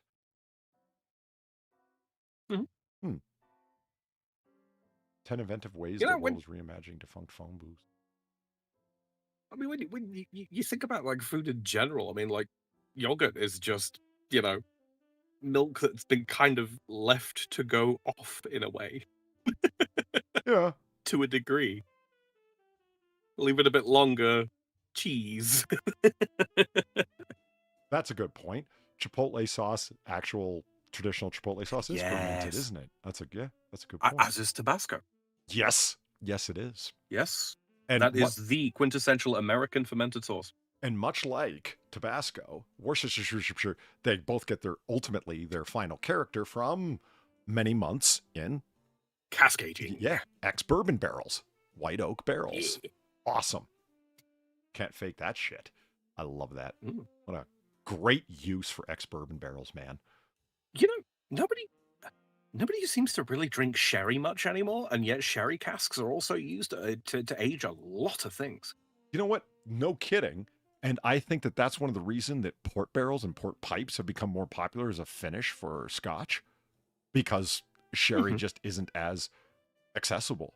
Like when you have like really dark Scotches, like single malts, the idea is that like a lot of that came from the sherry cask. It's like, well, now it's Madeira? The darkening agent, the colorant. There's caramel extract, isn't it? Yeah, caramel color. Thank you. A lot of that's like caramel color. Like you buy a bottle of Macallan, like Macallan 12-year-old, which is famously very sherry forward in its finish. Just ridiculously dark. At 12 years, fuck that. Look up a like no caramel color, non-chill filtered single malt. It's like the color of a light apple juice at best. Still flavor packed. It's just they're playing color games to trick your eyes. Valine points out balsamic vinegar is also a fermented sauce. Yeah, true. Is that why it's so delicious? Dude, I'm a huge fan of balsamic, man. That brings the flavor. It's great stuff. Zelthor has been banging on about fucking balsamic vinegar over like lemon sorbet. I've had it. It's good. It's real good. Really? You wouldn't think it would work, but it do. Salty and sweet, I could see it. Salty tart with the sweet. With sour, yeah. Light and refreshing. Oh, excuse me. Where are we? Oh, right in front of us. Fire at sea. In 1495, the Danish warship Gribskensjugen Gribshunden caught fire. Gribshunden? I don't know. I don't really know Danish. I sound like a fake conspiratorial Nazi in a bad movie, and you always sound like the Swedish chef. It's hilarious. I mean, you sound authentic, in other words. Gribshunden. No, like that whole, It got fire and sank in 1495 off of now Sweden. The ship preserved as the flagship of King Hans of Denmark, who was ashore when the disaster struck. He'd been traveling to meet Swedish nobles as part of an effort to gain control of Sweden, and the vessel carried everything needed to project royal wealth and power. Centuries later, archaeologists excavating the wreck discovered a wooden barrel containing nearly complete remains of an Atlantic sturgeon. They barreled a full Atlantic sturgeon? Huh. The fish had been about 6.5 feet long before someone chopped it into large pieces and packed it away for transport. That was no ordinary shipboard meal. Sturgeon was a prestigious luxury food associated with elite dining, making the enormous fish another part of the diplomatic display King Hans was bringing to his meeting. Researchers believed it may have been intended for a feast designed to impress the Swedish nobility. Either that or it swam into that cask and got stuck and then... Yeah, I don't think they install a reverse gear on sturgeon. The discovery also preserves evidence of a population now gone from the Baltic. That's right, because they've been replaced. I'm sorry.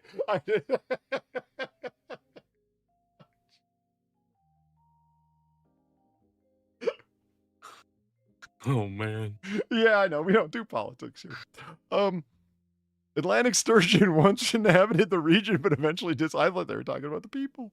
There have been centuries of fishing and environmental change. A royal fish packed into a barrel, therefore, became an unexpected snapshot of both medieval politics and a vanished ecosystem. It's like them many such cases. Them giant, like 18-point deer with the ridiculously ornate antlers that used to be bounding all over England? Yeah. What? Just a visual image. You never seen like artist impressions based on the bones and shit? True. I have. Oh, okay. I did. BG in chat says, Sam, everything comes back to cheese, doesn't it? Yes, there are many such cases.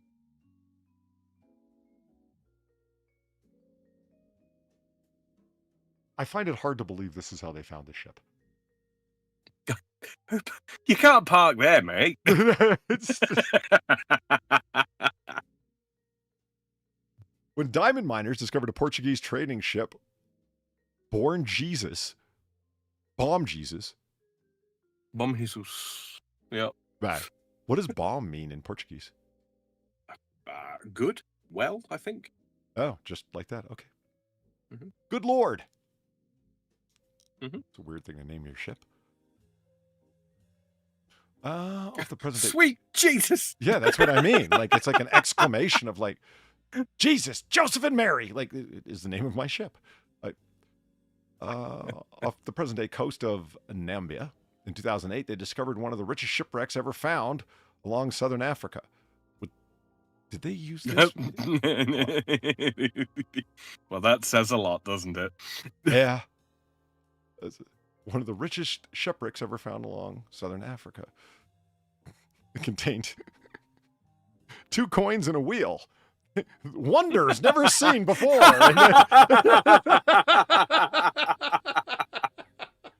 Two wheels if you include the capstan. See, people think it's individual words that'll get your channel canceled. If you really want to speed run a cancellation, you gotta get like me. The vessel had sunk in 1533 while sailing towards India, taking large gold coins, copper ingots, and particularly valuable cargo to the bottom. More than 100 elephant tusks. Centuries underwater preserved the ivory well enough for scientists to extract DNA. Really? Well, that's why it sunk. They forgot to take them off the fucking elephants, didn't they? Wow, Sam.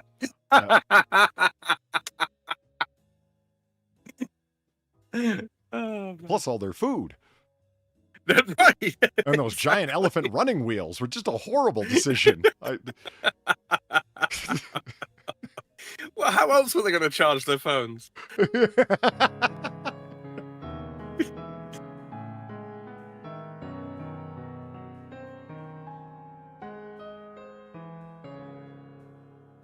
Thank you very much, Valine, for the $10. She says, can't park there, just reminded me. Neil the Seal did the meme face. I'll add it to the DMs I've sent tonight. Oh, please do, please do.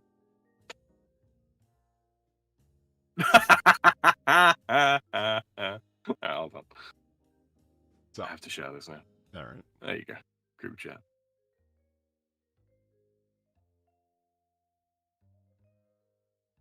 What?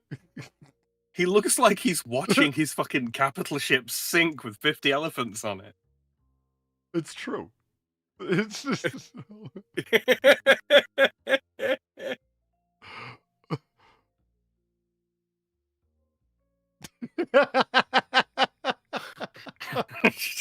Oh no. There's so many fucking possibilities from that picture. That's great. What's going on over there? What you doing?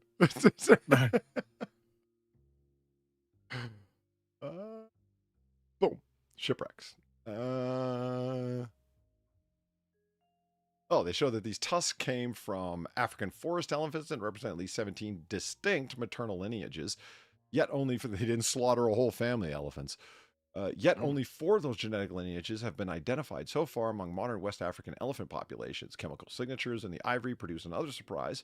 Although the elephants were genetically forest elephants, many lived in savanna or mixed woodland environments rather than deep rainforests, which means elephants occupied a wider range of habitats before centuries of hunting and landscape change reshaped their populations. The ivory is valuable cargo in the 16th century. Today, the same tusks are even more valuable scientifically. Right. I'm sure they're not just wildly in demand on the traditional Chinese medicine market. Right. Rare, you know. Yeah. Even more rare scientifically. A 340-year-old mystery dairy product. Ah, cheese again. When the wheat, I'm glad you cut me off there. I was just about to say the Swedish warship. From Denver, Colorado. Yes. When the Swedish warship Cronin, that's a good name for a ship. That is a bloody good name. Exploded It's like and Conan sank. and Krom. It exploded and sank during the battle in the Baltic Sea in 1676. Hundreds of sailors died, and much more of the ship's contents disappeared beneath the seabed. Archaeologists have since recovered thousands of objects from the wreck, ranging from weapons and coins to clothing and personal possessions. They found something considerably smellier. Inside a container protected by clay and sediment was a thick yellowish substance that appeared to be some kind of dairy product. Researchers initially described it as cheese, although it may instead have been a butter or other milk-based food. Either way, more than 3 centuries underwater had not done wonders for its aroma. I can imagine not. Is Surströmming Swedish? I think that's the Swedish word for it. Yeah. Yeah. Expedition leader Lars Dude compared the smell of a mixture of yeast and Roquefort cheese. Ooh, pungent.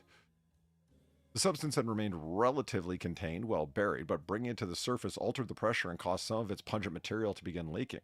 Scientists may never be able to order the contents neatly from a 17th century menu, but the find provides rare evidence of the perishable. Okay, blah, blah, blah. Ancient Roman eye medicine. That also looks like undifferentiated butter product. Yeah. Or lemon curd. Yeah. Wait, is that a bunch of honeycomb? Honey. It looks like it. Cool. Because, I mean, that reportedly never goes bad. Interesting. Around 140 to 130 BC. Okay, Jamie Frater gets a thumbs up for not falling victim to that BCE crap. A Roman trading vessel sank off the coast of Tuscany near the ancient Etruscan town of Popolonia. It was a popular place. When archaeologists explored the wreck more than 2,000 years later, they discovered what appears to have been part of a physician's medical kit. Among the finds, or the medical guy's lunch. Could have been. Among the What finds... is this strange substance, this balm that we have discovered here? Ancient Roman Tupperware. Right? Right. Look at all these high-tech jars. I mean, what even says Mason? What are the odds?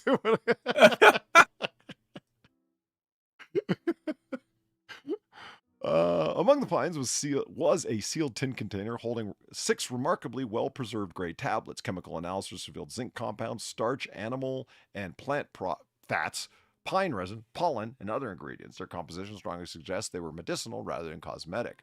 Researchers believe the tablets were probably used to treat the eyes. Zinc compounds still appear in some modern dermatological and other products. Ophthalmic. Like an ophthalmologist, that kind of thing. Yep. Ah. Yep, that exactly. While the tablet's flat, round shape may offer another clue, the Latin word collyrium,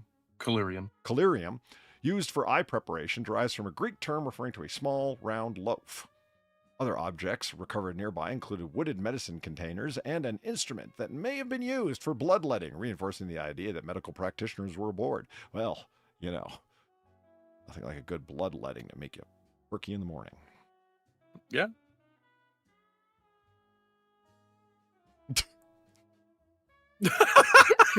I love it. Holy shit, I love it. This guy looks like he just smelled like he's being, transported to realms transcendent by the sheer, Right. It's just... Why is Peter Jackson doing fucking DMT? He smelled this thing and all of a sudden the heavens opened up before him. It's been 80 years. When Titanic sailed from Southampton in 1912, for fuck's sake, one passenger carried a particularly fragrant collection of samples. Adolphe Selfrid, a German-born chemist and perfumer living in Britain who planned to introduce his company's fragrances to potential American customers. Safeld survived the sinking, but his luggage and perfume samples inside it went down with the ship. Nearly 9 decades later, an expedition to Titanic recovered a leather case associated with Salfred. Inside were dozens of small glass perfume ampules. I love that word, ampule. Many still sealed. In all, 65 vials were recovered. His descendants really want them back. Do you think they'd have a claim?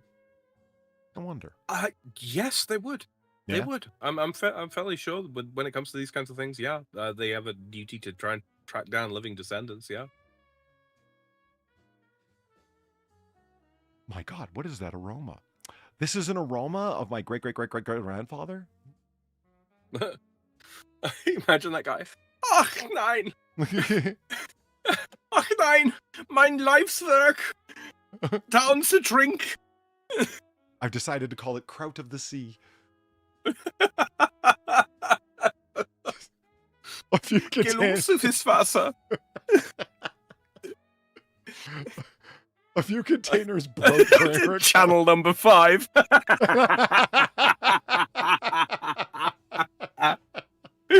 Oh, wow. People died, Sam. Skill issue? I gotta say, it kind of was. He could have totally fit on that piece of wreckage. She could have let him up there. Right. Self-centered bitch. Ironically. Or, you know, if she just never slept with him in the first place, he may have lived still. Yeah. I mean, he was only slowed down because he was trying to get her out with that fucking corset. Fuck. Man, if only he'd had a box cutter. A few containers broke during recovery, releasing scents that had remained trapped since 1912. The survival of the perfume was remarkable. Fragile glass bottles had endured the ship's violent sinking, decades of pressure of more than 2 miles beneath the North Atlantic, and nearly 90 years in darkness. Saffield never recovered his samples, and accounts from the family suggest the disaster remained with him long after he returned home. The little bottles. It's exactly like I said. Ach nein! Sir, you need to get away. The ship is sinking. But what is it sinking about? Wow. I am thinking that my future as a chemist is over. He's a perfumer. Is that really what they're still called? Yeah, would be. Aren't they aromaologists or something? They're aromatologist or something. Yeah, yeah. Probably. Some kind of fancy newfangled word. Mm-hmm. Oh, Stinkalog. He looks happy. What, the Moray? Yeah. Yeah, that's how they get you. They look like they're inviting you in, but they're not. Yeah. When the jaws open wide and there's more jaws inside, that's a Moray. I love that. I really do. I got a lot of mileage out of it. 10 mysterious beach objects. It's a jellyfish. Yeah, I've been fucking stung by something that looks like that before. Not that colour, though. It's more clear. Yeah? Yeah. The ones I've seen have been like every unpleasant. fucking color imaginable. They were like a rainbow of disgusting. Yeah. The 10 most Yeah, spectacular that's objects quite pulled from the Thames. And as the shopping cart.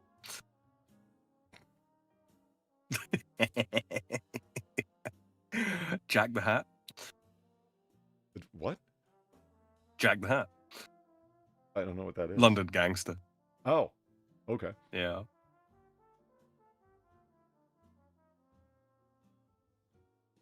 Yeah, somebody mentioned that in chat. We got pulled off topic there, which is a rare occurrence on this show, believe me. So, Polly, your mob name would be Polynotians, and I'm like, okay, I'm just gonna pocket that.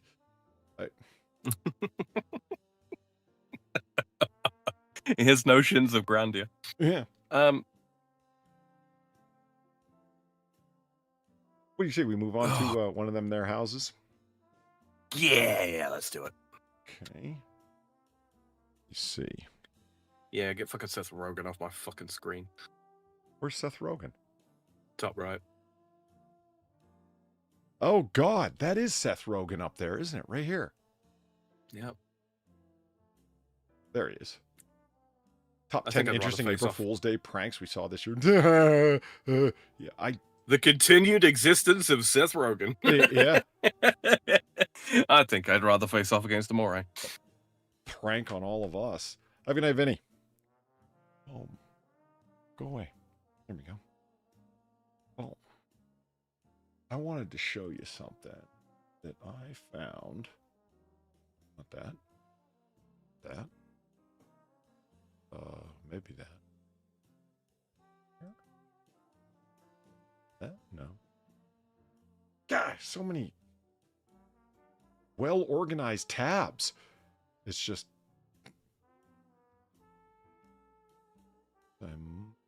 it here. No. Cleaning up for my digital health. I'm cleaning up for my digital health. Don't be that way. Ah, yes.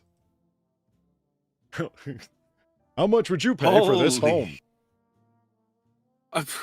Fuck. Lego challenge mode. I mean, that's rough. It's after a tornado went through, obviously. But you gotta wonder how this guy, and this guy feel about this guy. You couldn't not be smug, could you? Yeah, like, I mean, it's just like, and you guys didn't want to come to church when I invited you. Well, who's laughing now? That's Ned Flanders' house. That's what's going on. Right? Like, I mean, seriously, when you come back to the place of disaster, and it's like, I'm sure this guy's, house is in kind of disarray, but these two don't have a house, and this guy, that's not a house. The thing that gets me is like how, like, obviously, yeah, terrible tornadoes, the sucking and destruction, not great. Look at all of that shit. Yeah. You telling me one and a half houses worth of shit is just that? What? You think that's a lot of stuff for just those houses? Yeah. Yeah. Yeah, so do I. It's a lot of debris, Mm-hmm. One might even say a collection of detritus. Mm-hmm. Can't have shit in detritus. I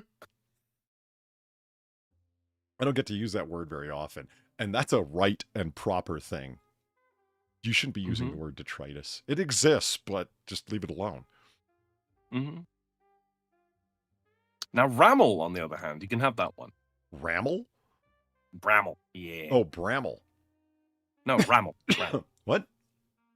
Rammel. R-A-M-M-E-L. Rammel. That's what I said the first time. Yeah, I was agreeing. But you said no. No, I said yeah. Don't Saturn me, bro. Nights in white Saturn. Never reaching the end.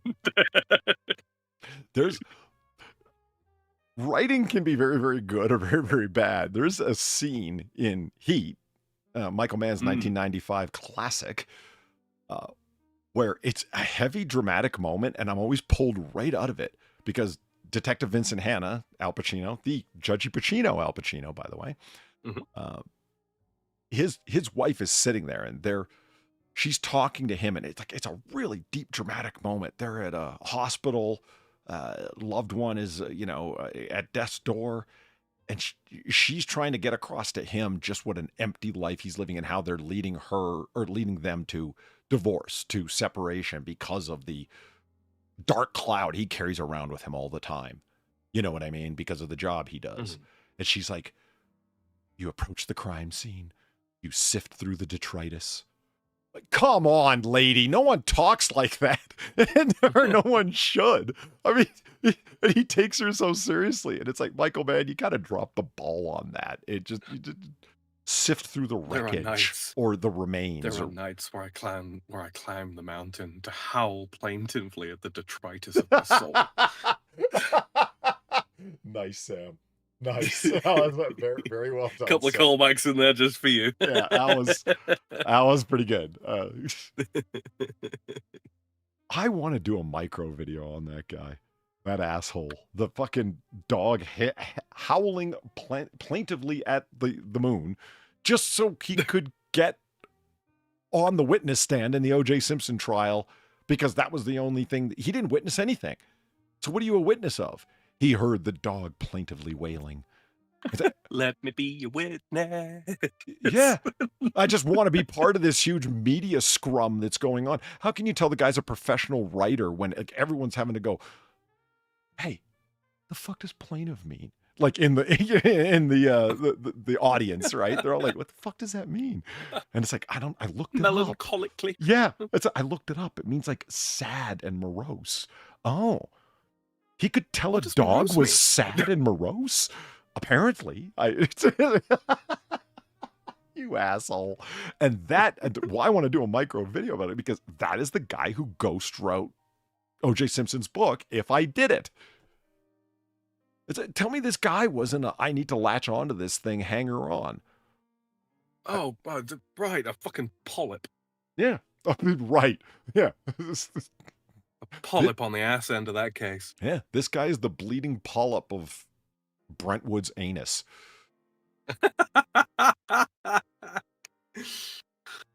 And I would like to know a little something about him without having to get too much into the guy's business. Like the section of Los Angeles, the very well-to-do, very expensive section of Los Angeles, where, O.J. Simpson and a whole bunch of other producers and wealthy people lived, is called Brentwood. Right. What were you doing there? He was unemployed.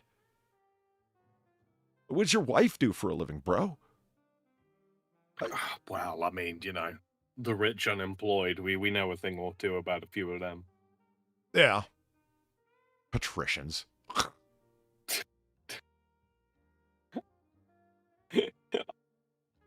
This is the picture that came up from this article.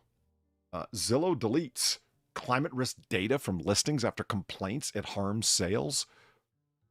Oh, no, fuck off. Yeah. And it's climate risk data. How do you know the Guardian or the BBC or MSNBC, or MS Now, I guess, wrote it? It's like, do you mean like natural disaster? Like, that's what you mean. And it's like climate risk. I mean, yes, that is an inherent part of the climate risk of the area, of the locale. No, I'm a bit real, right? I'm aware that Tornado Valley exists. Right. Yeah. I know it's a thing. Right. I don't know where it is. I don't know the limits, the delineations, the extremities thereof, Tornado Valley. Not with any degree of accuracy. I kind of want to know if my, wooden house sitting on a concrete slab is at risk of getting blown the fuck away. It harms sales. Maybe don't build in the middle of a fucking place that gets fucking 53 tornadoes every year. Like, I can understand, even environmental risk, okay? But they're going much further than saying, they want to be general. What they're talking about is risk of forest fires, risk of hurricanes, tornadoes, things of this nature, right? And it's like, flooding, okay. Landslides, sure. Avalanche. Yeah, there you go. Mudslides, landslides, flooding, list goes on, right? I could understand them, people saying, you should really... it harms sales. It should make people more aware that they're buying a house on stilts on the side of a hill that's constantly exposed to the risk of extreme mudslides and floods. That's an important... So I get the controversy that they're writing about here. But because it's at the Guardian, and I'm not even trying to get political, just you fuckers annoy me, to view a property's exposure to the climate crisis. I hate to break it to you, but Florida's had hurricanes and tornadoes for fucking centuries, if not millennia. Fuck off. It's because of God, give me patience, because if you give me strength, I'm gonna kill somebody. Yeah. I'm surprised that they didn't put the man-made climate crisis right there. It bugs me because this is an Inconvenient Truth cover, the movie where it's like the smokestack is leading to a hurricane in their graphic representation on the poster. So what you're saying is that the hurricanes and tornadoes are a result of the man-made climate changes, right? It's like, well, we're not trying to say that because we can talk about a global rise in temperatures, yeah, which are directly related to, I mean, as El Nino's coming back, I'm having to hear about that all the time now because we're burning fossil fuels. Here comes El Nino. So I hope you're happy with yourself with your gas guzzler. Fuck off. Oh yeah, because Like- fucking El Nino just like completely dissipated, and then the Industrial Revolution happened, and boom, there he was. Right. Right. Environmental hazards. There's a good name for it. Environmental You know what dangers, it is? environmental hazards, that kind of thing. Exposure to the climate crisis that we caused. Shut up. You know what we have to do, Polly, right? We have to start referring to all of these, climatic incidents, right? By like serial numbers again, because the more and more and more that we personify these things, we anthropomorphize these fucking things, the more fucking headlines they like to throw out. Okay, nobody's going to give a shit if KA73576 Alpha, right, has seen a 7% rise in thermal convection over the course of the past 6 months, but El Nino.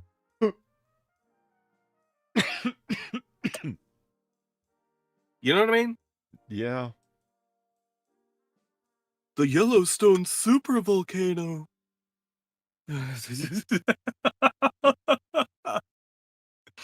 Oh. All right. I'm The not, Lugosi superconductor. I'm not going to complain about the Guardian. These get on my nerves. Oliver Millman. You're a... Oh, he sounds exactly like a Guardian writer. Yeah, he does. Notice that they don't put the pictures like standard on the articles anymore. They do still have their original like picture next to the person, usually with their arms crossed, looking smug as fuck. Yeah. Let me explain to you why you're not as good as I am. Oh God. Oh, it's even worse than you thought. Really? Oh yeah. 2 seconds. There you go. Your DMs. Wasn't Oliver the guy's name that was the steady commun? Oh my God, yeah. Look at that guy. That's a very small picture, but Yeah, sorry, I can find one better. Oh, and here's one of him in a trilby.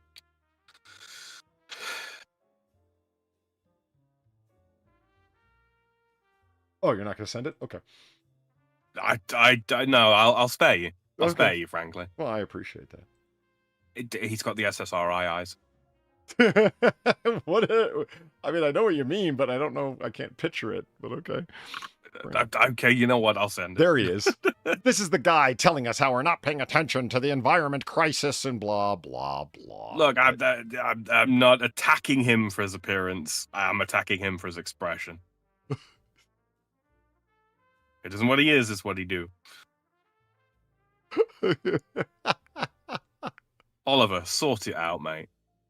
That's his, like, OnlyFans account to be able to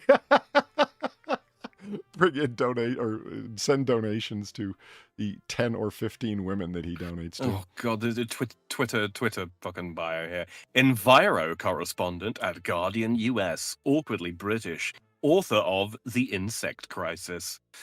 Is everything a crisis to this guy?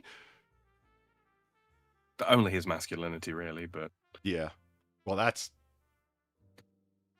hairline is in crisis. just Ollie, look, as one fella to another, Mhm. sort it out, mate.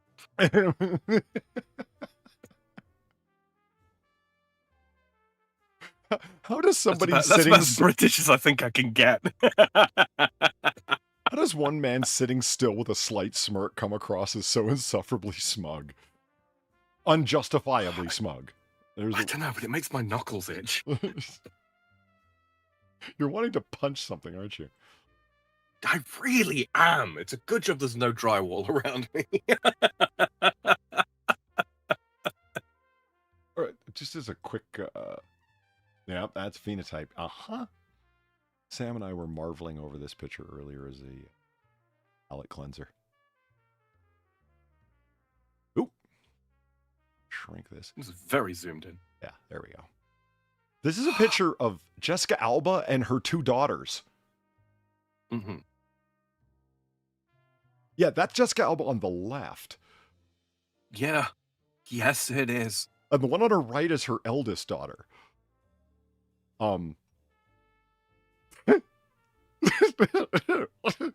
We were talking to our friend Selthor, and I was over in Platty's chat and our Discord, and I was like, "You want to know how I define rare? This is how I define rare. That's not common, man. Don't go looking for that. You're probably not going to find it." And the thing is, as well, is you could tell that like all of them, like obviously this is this is a beach shot. They're in their swimwear or what have you. Uh-huh. They could be wearing fucking anything, and the effect would be very much the same. Oh, sure. Yeah, they look like they're somewhere like volcanic, like Hawaii or what have you. I'd have guessed Hawaii, looking at how dark the ground is there. Yeah. Like, are there other? I mean, presumably Iceland has got black beaches as well. Valine, Iceland's got black beaches, right?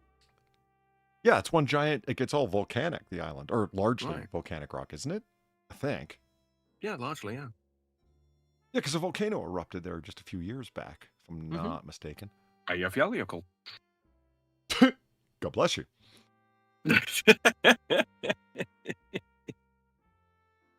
He's like, yeah, that's pretty rare to recover like that after 2 children. And I'm like, yeah, and she's also a billionaire. Not because her father is, or not because of who she married, but because she is. That's crazy. Right. Just fucking crazy. Independently wealthy. Yeah. Under her own fucking steam and frankly just nous.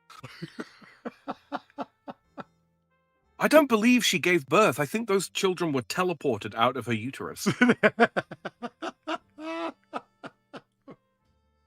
I can't recover that well after a night on the Goldschlager. Let alone 9 months pregnancy twice.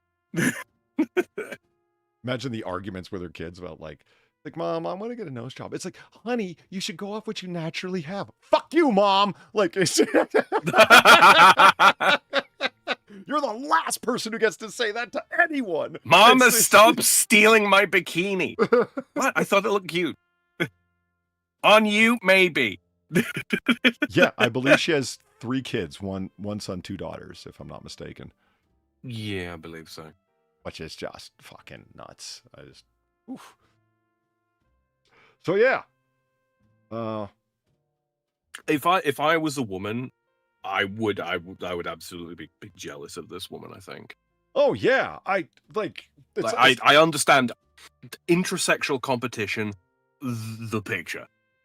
I mean, don't get me wrong. I don't think that any man should whatever, and I'm not trying to broadcast it. It's like, dude, if you don't like look at Henry Cavill and go, fuck man, like, at least a little bit. Like, you don't be a jealous, envious fool, because that will make you a fool to do that. But I mean, Henry Cavill, holy shit. Cavill's the template, right? I mean, that dude's got all the cards, man. He's fucking playing hard, that guy. Holy shit. And, the man reloads his fists, all right? Yeah. And he's an incredible shot. He's a 40K guy. Like, he's not like, it's not the result of looks maxing. He just looks that way. You know what I mean? I kind of get why a woman would look at her and just be like, damn, bitch. Like, yeah, it's kind of crazy. 3 kids, Honor, Haven, and Hayes. She seems to like the H. Yeah. Mm-hmm.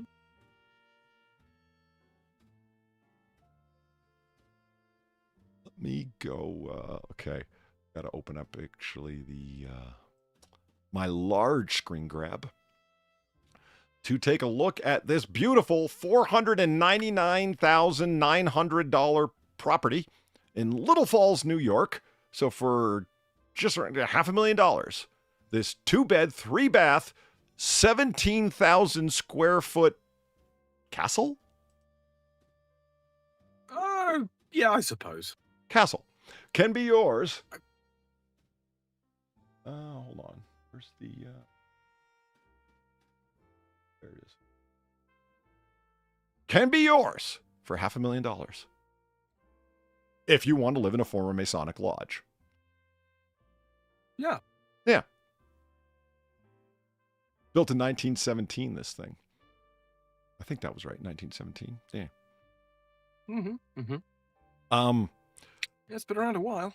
Yeah, this place is not our usual fare because it is set up as a Masonic lodge. And what I mentioned earlier, you'll find it when we get to it. I showed Sam and Far earlier. I actually don't know where Little Falls is. If it's like terribly far up north in the middle of nowhere, because this place for $500,000 seems kind of, what the hell are its fucking utilities? You know what I mean? Right. Because it seems kind of cheap for this large, extremely solid structure with. Oof. I mean, it might be the corpses under the, foundations or something. Yeah, and it does sit exactly on a ley line for all of their satanic rituals. So Yeah. yeah, it's like a yacht. It's not the purchase price that kills you; it's the upkeep. Yeah, I'm sure the upkeep on this is Yeah. fucking nightmarish. Oh, that roof will be a fucking that will be an albatross around your neck. You think you'd love it? It's basically a former old boys club. Yeah, yeah. But we're gonna, I mean, gorgeous area. Yeah, seemingly. Is that a railway passing through there? Looks like it is. Yeah, absolutely. That looks like it right up there. Yeah. Oh, okay. Oh, a nice historic picture. Okay, 500% larger. There it is. Oh, crap. Contact an agent. So reset that. There we go. Okay. It doesn't look like it's on that much of a hill, does it? No, not really. I guess, yeah, okay. It's kind of parked going Little down. bit. Yeah. There's a bit of a sweep kind of going on, yeah. And this is where things get weird. Like, this is not, like I said, it's not our usual fare, but like just looking around on the inside, it's like, how would you turn this into a house? It's strange. And very steampunky. I think you'll see what I mean. See, this is the curtain that they pull out, and then the initiates stand on the other side while they conduct their weirdo handshake rituals and stuff, as I'm led to believe from Hollywood films. Ooh, they got cameras. Hollywood would probably know. Yeah. Yeah. Yep. Oh. Those are nice railings, but that just says Masonic to me. I don't know why. Yeah. You might want to run a dust rag across these spider webs.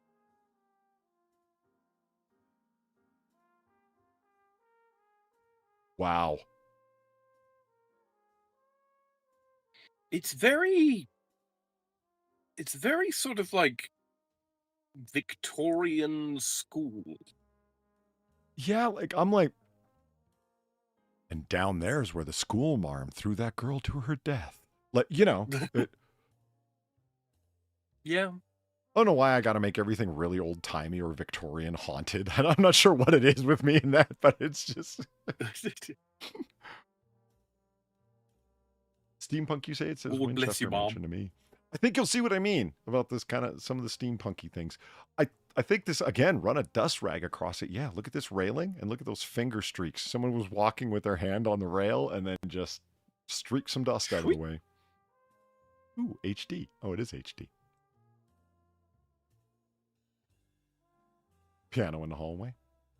I repeat, very, very, very post-Victorian school. I'm not opposed to the color the color style they got in here. The dark wood and the white walls, that kind of like steady. That's not nothing wrong with that. That looks good. It's almost Art Deco.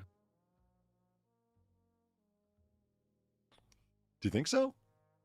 Yeah. I've got a in terms poor of understanding colour of what people mean by Art Deco. I always got it was supposed to be Egyptian influenced, but I don't see that here. But then I don't understand these things. scheme. It's not so much the lines and shapes, just the coloration. Okay. Stark contrast. Also, I mean, fisheye lens. Come on, they don't make an 153 key piano. You've Not an never upright. played? They're awesome. A 153 key piano. Uh-huh. It's the same amount of black keys. What the fuck? It's not that hard. A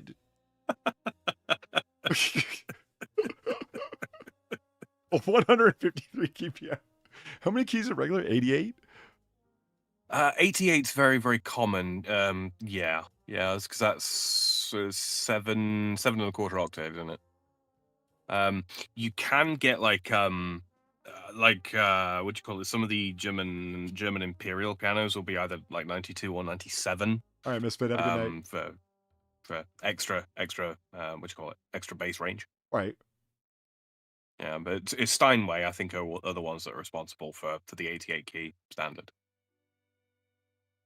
Do you like that tiny desk there? That very tiny desk there. Mm-hmm. It's That's like the receptionist desk. yeah, That's it is, because you can't go upstairs unless they let you pass, right? It's like, who are you? Yeah. You know, and then The only woman in the building, the receptionist. Now, just to be clear, this is almost exactly like the velvet rope looked at Mount Vernon. I knew it. I knew it. The moment I saw it, I was like, here we go. No, the Polycope returns. No, there was a sign there that was just propped up on the stairs, leaning back, and there was a velvet rope that was hanging almost touching the floor between two of these brass deals. Okay. And so, like, I walked along. Hey, Frankie Deller, how's it going? So I walked along, and I'm like, it's like, you know, under remodeling and repair upstairs, please do not go. And I'm like, what sign? And I just kind of stepped over the velvet rope and went upstairs and looked around and saw George Washington's drawing room, his dressing room, his bedroom. And I just peeked around for a second. And I thought, wait a minute, maybe remodeling means like the floor might collapse out underneath me. And I started feeling really guilty that like I have no interest in damaging George Washington's beloved homestead. So I'm just going to like, let me just. It was at this point Polly knew he fucked up. So yeah, I walked back downstairs. Let me tell you something. There is no way to walk quietly in George Washington's beloved home. Creak, creak, creak, creak all the way down. Traitor. Redcoat. You are not sneaking up on anybody upstairs, man. No way. I love this so much.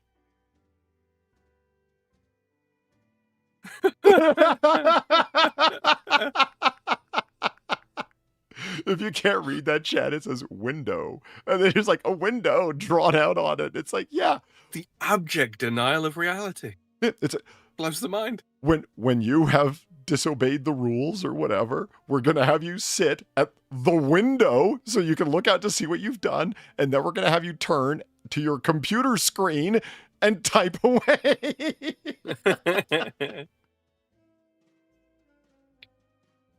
I love it. And is it just me, or does this look like a classic setup for a Bunsen burner and an Erlenmeyer flask and so on? That's exactly what it is. Yeah.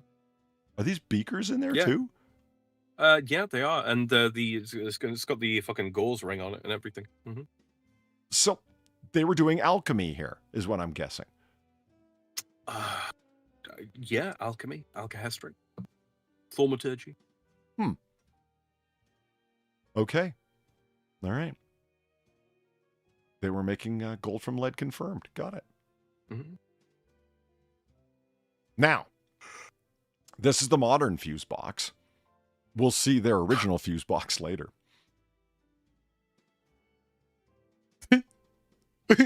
Are you starting to see what I mean? Yeah, what is he doing? Producing their own? Have they got a fucking microbrewery? Is that what's going on?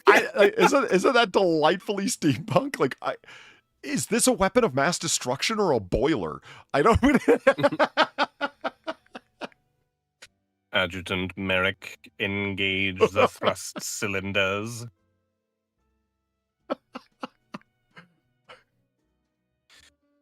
Configure thrust vector for 39 degrees.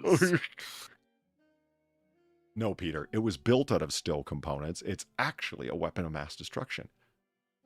2. Turn the dial 3/4 turns to the left and flick the little whistle.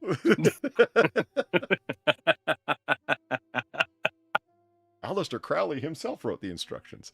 It's great. How else do you think they made the antimatter that they put under the Vatican? If, what's his name? Brown's book, Angel and Demons, are to be believed. Do you know that's actually the plot of that book? Really? Yep. Spoilers? Are you fucking serious? Is that a good spoiler? Do you really want to read that book after hearing that? The Galileo was engaged genuine in like consternation in your voice. That was bordering on the Australian "Are you fucking serious?" I mean, it's like you Ugh. Dan Brown. That's it. That's his name. It's like you actually wrote that, man. The Galileo was so pissed off at the church for having censured him and confined him to his beautiful, expensive villa for quasi house arrest. Like, oh no, what a punishment! It's next to being burned at the stake. How decidedly Roman. Yeah, it is actually. Yeah. So, like, in retaliation, like, this generational beef between religion and science gets handed down until eventually they plant a antimatter explosive under the Vatican. It's like, are you fucking serious? Well, you know what we need here is a symbologist to come to the rescue, and therefore, Tom Hanks leapt into action to interpret some encryptions or something. I'm stuck on this mental image of, now, Theophilus Augustus, what have we said about doing that? Now, you've been a bad boy. You will be confined to your 300-acre estate. Uh-huh. No going outside the boundaries, or we'll have to get really mad. Not that villa. It's only got 7 atriums. Oh, but I don't like the olives from that particular grove. Well, there has to be some sort of punishment. Yeah. Substandard olives is all you deserve for your transgression. You sit there and you eat those mid-grade olives and you think about what you've done. That is a very... That needs some love. The wide array of picklings? I don't want to think about what could be in those jars. I know, I can't see in any kind of detail, and so I also am not going to wonder what is in those jars. Yeah. I'm going to just presume that they are dill pickles and maybe some jalapenos in white vinegar. Yeah, these might be eggs, and that's fine. That's it. Yeah. Hen's eggs. Yeah, chicken eggs, to specify. Yeah, right. Yeah, right. To stress. Exactly.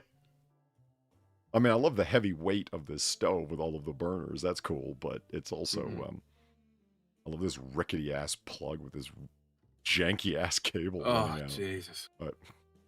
Jesus. Is that a camera? This is the bar. It looks like an old-timey camera. Or maybe... No, that's got to be a piece of plumbing, right? I can't quite see it very well. This looks like a motor of some sort. Those are pressure fittings. Okay. Oh, no, it does look to be some sort of compressor. Something along those lines.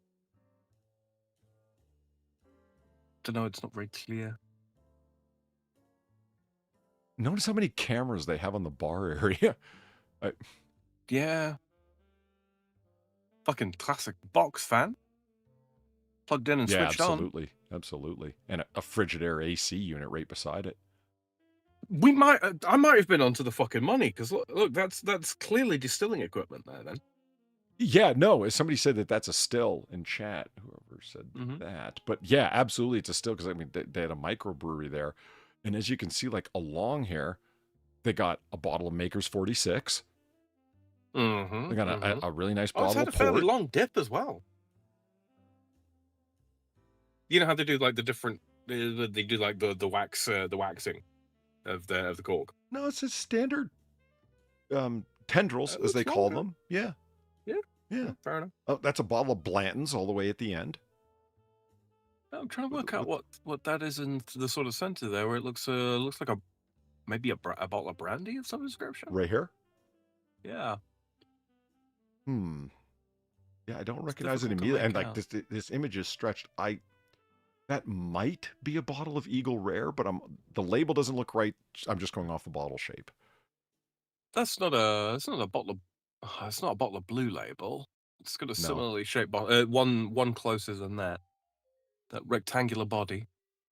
The one down at the end, I believe, is a Glenfiddich. It's one of the triangular bottles where Looks like one it, of the yeah. points of the triangle is facing towards the front. That's what, therefore, Yeah. a Glenfiddich. Mind you, Gordon's do a triangular bottle, the London Dry Gin. That's and so does Grant's, that's the blended green. Scotch. True, that's Yeah. true.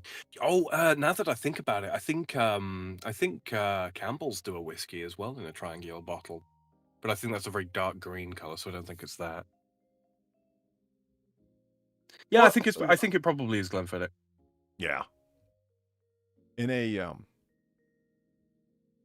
Polly, we're not normal being able to identify fucking bottles of fucking whiskey and bourbon and shit stuff. No, we're not. And in an unrelated story, quitting alcohol changes the brain and can increase the risk of compulsive drinking. So don't stop drinking. Yeah, I mean, if you know anything about the kind of like damage to short-term memory that alcohol can do, just imagine what alcohol can do. Yeah. I mean, you don't want to start compulsive drinking, do you? You better not stop compulsively drinking. You know, I did that once. It was after I quit drinking alcohol. Fuck. Just it's a scourge on our society, quitting drinking, isn't it? I just terrible fucking thing people do to each other and their loved ones. Yeah. Why do they have a tiny angel in silver holding up a Kleenex container? That's a good question. I'm assuming it. Oh, wait a minute. You see the taps on either side? It's probably an absinthe pour kind of, or port pour, Could be. decanter bottle of some sort. Could be. And I don't know if this is just the fisheye lens or what, but that is a fucking massive ashtray, if not. Yeah, I think it's a fisheye Must be lens. the fisheye. Yeah. Because, I mean, look, do you really think this? No, yeah, I actually do think the sink warps like that. Actually, never mind, because it's straight here and then warped like that down there to pour in and okay. Yeah. That ashtray would not fit in that fucking sink if it wasn't for if it wasn't fisheye. They've been doing some baking. Really? That looks Magic baking powder. cool. So yeah, baking soda. I got baking soda. I was like, what do you know that song? You're a terrible person. What are they shipping? And it's like, oh no, wait, I don't think they're shipping anything. I think this is their dishes being packed up. Could be. Could be, or it could be like someone scan that QR. No, don't scan that QR code. Yeah. It's It's nice to know that the Ancient Order of Masons are ordering from Amazon as well.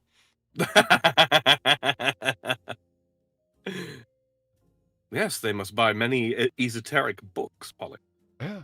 Arcane tomes. I mean, I gotta say, like, yeah, for a former old boys club, this is a pretty awesome boys club so far. This is.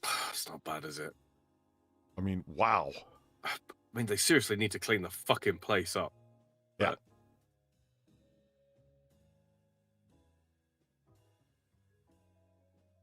Green stripe cup saucers? Wow. Weebo would have a fucking conniption at this. Yeah. Like, I mean, look at how everything's labeled just so. But none of the labels are on straight. Oh, so yeah, they're that's all ever unacceptable. slightly on the piss. Yeah, we need to get somebody in here with a proper label maker. Tidy. Yeah. Boomer bag. Make your jokes here. Is that like a goon bag but for bourbon? Is it? Because like it's an like masonry is often referred to as like an old man gentleman's club, right? You got boomer bags everywhere. Right. Is that what you call the body bags for the old folks when they keel? No, it's what you put your depends in when you're done using them. Right. Yeah, your colostomy bag goes in here. Boomer bags. Wrap it and seal it and mark it with glee. Use our label maker to date it so we know. It's Brian was here, 1986. I love like the old timey door latches and the hinges and stuff. Yeah. But what I don't like is the super gloss varnish that they used to use back in the day. Yeah. I get it. Easier to take care of. It's actually sealing in a way. And I understand. Oh, yeah, but fingerprints for days, man. Yeah. Never get them off. Well, okay. Also, those latches jam like a sumbitch. Do they? Like these ones? Yeah. Oh, yeah. Yeah. This strikes me as the kind of place where every door in the whole place can be opened by one master skeleton key, you know?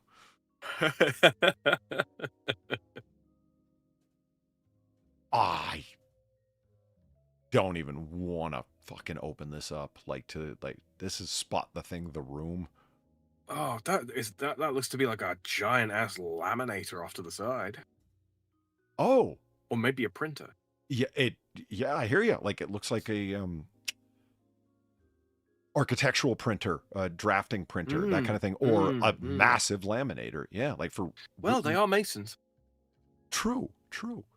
Are these two car jacks? Hand pump car jacks? Yeah, looks like it. Or toe jacks, yeah. And just something like that. What is this? The bottom of? Some sort of like brass or bronze bust, maybe? Yeah, it looks like the bottom part of a sculpture that's much larger that's just sitting there. Yeah. And 100%, it looks like they were in the middle of remodeling or stripping the joint down. Yeah, those are both bottle jacks for sure. Yeah, it's sure look like the larger piston, the smaller one off to the side that you put the little bar in and jack, you know. Mm-hmm. Oh, here we are. This is down at the tiny desk. Mm-hmm. Where all them concerts happen. Some of those have been awesome, all jokes aside. The tiny desk concerts. I think it was the Tiny Desk concert where I first learned that T-Pain can actually sing. Really? Yeah. I mean, yeah, I knew he could actually sing. I didn't know that T-Pain had done a tiny desk. That's yeah. And those are NPR sponsored, aren't they? I think so. That's oddly cool for them. You know. Yeah, decidedly. And I mean, I just remember the watching Scarface Tiny Desk concert was incredible. The Wu-Tang was incredible. Big Daddy Kane, incredible. It's like, but you're NPR. Like, what? You know, all sorts of rock acts and blues acts and everything. Right. It's a great idea, and they've been awesome. It's didn't Kalo do a Tiny Desk concert? No shit. Really, like Iceland Kalo? I feel like they might have. That I want to see. I'm gonna look it up now. Fuck. Yeah. If so, let me know. I would definitely want to watch that. Did you say motorbike? Is there a motorbike here?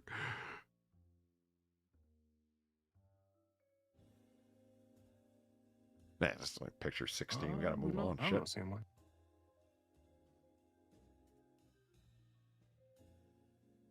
Lots of pianos in this place.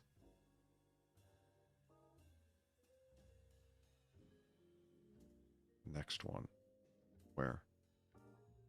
Oh, all the way. Yes, there is. Good eye. There is a motorbike all the way at the end of the hallway. Good eye. Oh, I tell you, my old man would be able to tell you what fucking motorbike that is, what year and model, just from looking at it from this distance. He fucking annoys me.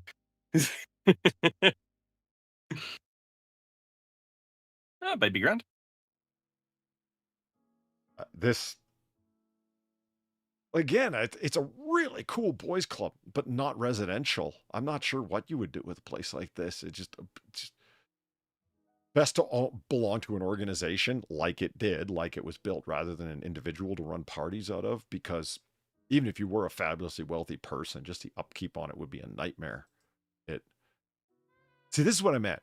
Trying to turn rooms like this into bedrooms, just no. Mm-hmm. The oval bedroom. Yeah. And I mean, yeah, at night you could lay down for a nap, but as soon as the sun comes up, you're waking up. I mean, you're up on the second floor here. That sun's going to hit you, and like, those blinds aren't doing anything. It seems I was wrong. There does not appear to be a tiny desk concept for Kayla. Aw. I would like to see that, though. Yeah, absolutely. They're showing off the old-timey switches. That's cool. You must still be able to buy those. Hardware stores must still have those, right? You get fake ones easily enough, yeah. Yeah. Like it's, I don't know. I like those a lot better than the super wide toggle switch ones. It's, Yeah. that just looks awesome. Yeah, those are for garages, really. Super wide things. Because you need to be able to, like, bump it with your elbow, right, while you're carrying shit, your hands are covered in oil or whatever the fuck. That piano's seen better days. Yeah. That's something that I'm certain of, is that if you were to walk through all of the archways and whatever the doors, it'd be 1,000 little nicks up and down them, because, you know, the place is coming up on a century old, 1917, if that date's correct. Oh, Yeah. nice. Nice old-timey That's kitchen. quite handsome. Yeah, absolutely.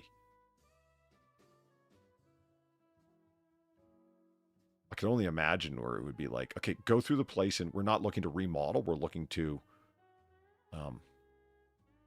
restore, restoration, right? And it'd be like, I can imagine the bill that a carpentry company would come back to you with. It's like, just to fix the varnish on this level is gonna, Yeah. you know, like, wow. fucking 6.5 grams worth of varnish, yeah. Yeah.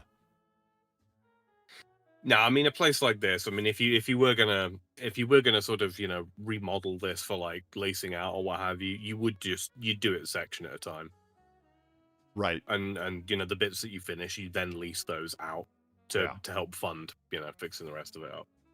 And then, you know, you don't In worry about the $500,000. rest. You put up some velvet ropes with a sign, "Don't go here," and no one will. I have full confidence that will work.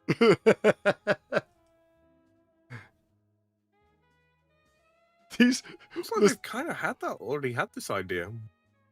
This washer dryer are totally like incommensurate with everything else in the building. They're like space-aged LG washers for to fit in the tightest area possible, super efficiency, etc. And then everything around it's like turn of the century. This strikes me as like, I mean, Valine mentioned like a chateau restoration earlier on, right? This really does strike me as like somebody with like $750,000 saved up, looked at this place, was like, yeah, I'll buy this place for like $500,000. I'll get a mortgage on it for $500,000, and then I'll spend 250 grand fixing it up without realizing that 250 grand is not enough to fix a place like this up.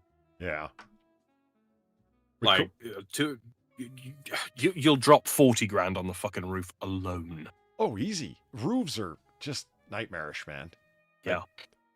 I mean, 40 grand, you're not even going to be able to get the old baseballs unwedged from the wall. Right? What? Oops. What are those? I'm not sure. It might be that weird foam insulation stuff. In the squirty foam. Oh, you think so? Sprayed as to look like a series of baseballs? Well, yeah, I mean, it's squirted back and forth. So it's like leaving globules of it. Yeah. So Yeah, see, Mort, your eye went right to where my eye went. It's like, what are those things down there? This is not what I mean when I say I like rafters.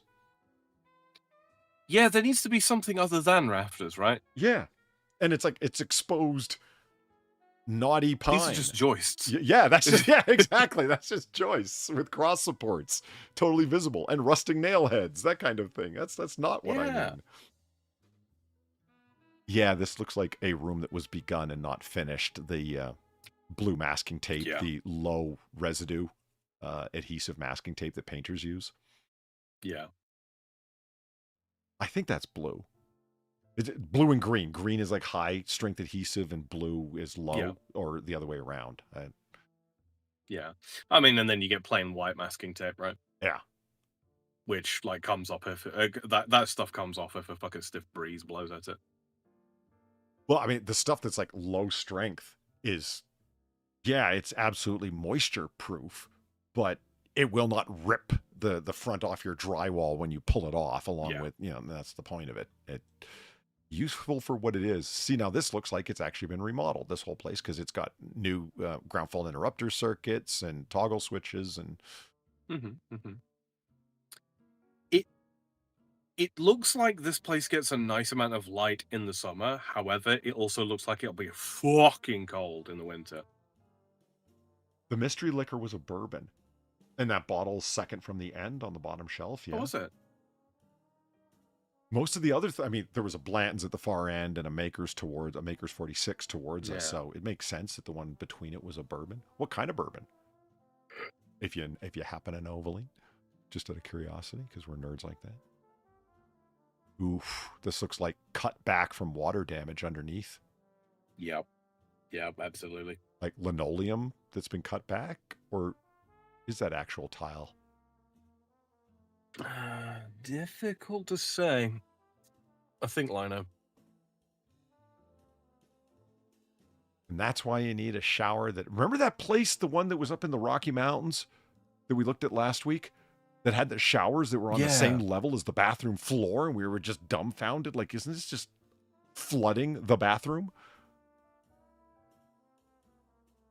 Mm-hmm. Top shelf. It's called Smoke Wagon, second from the end. Smoke Wagon. I like that name.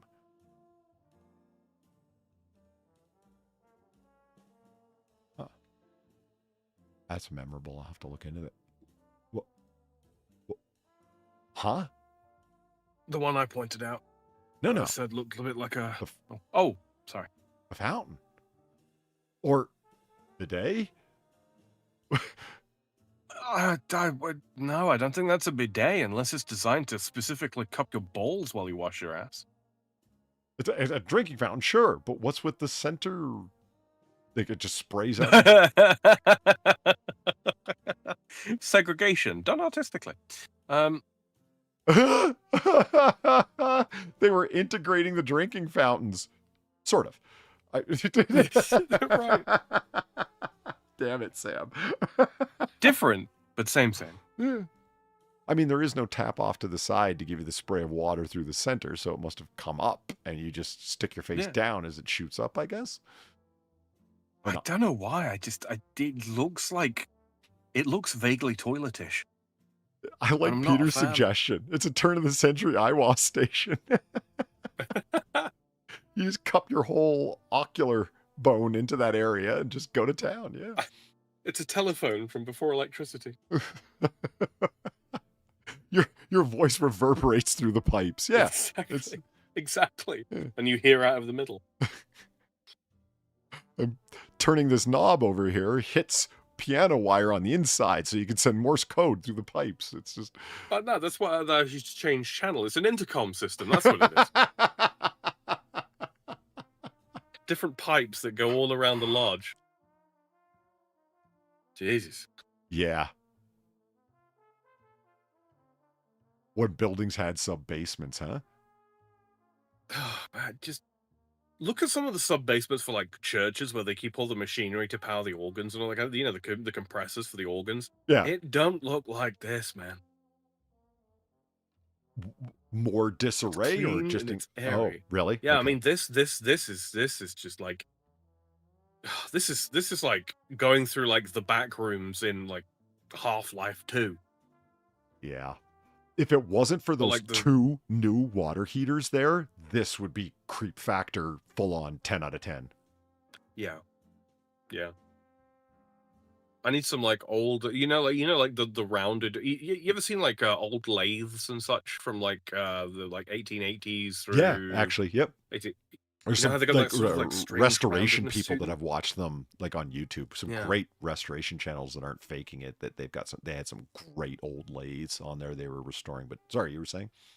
Yeah. So like machinery that's got that same kind of like aesthetic to it, the unusual curving and all that kind of thing. Yeah, and everything's made out of like cast iron.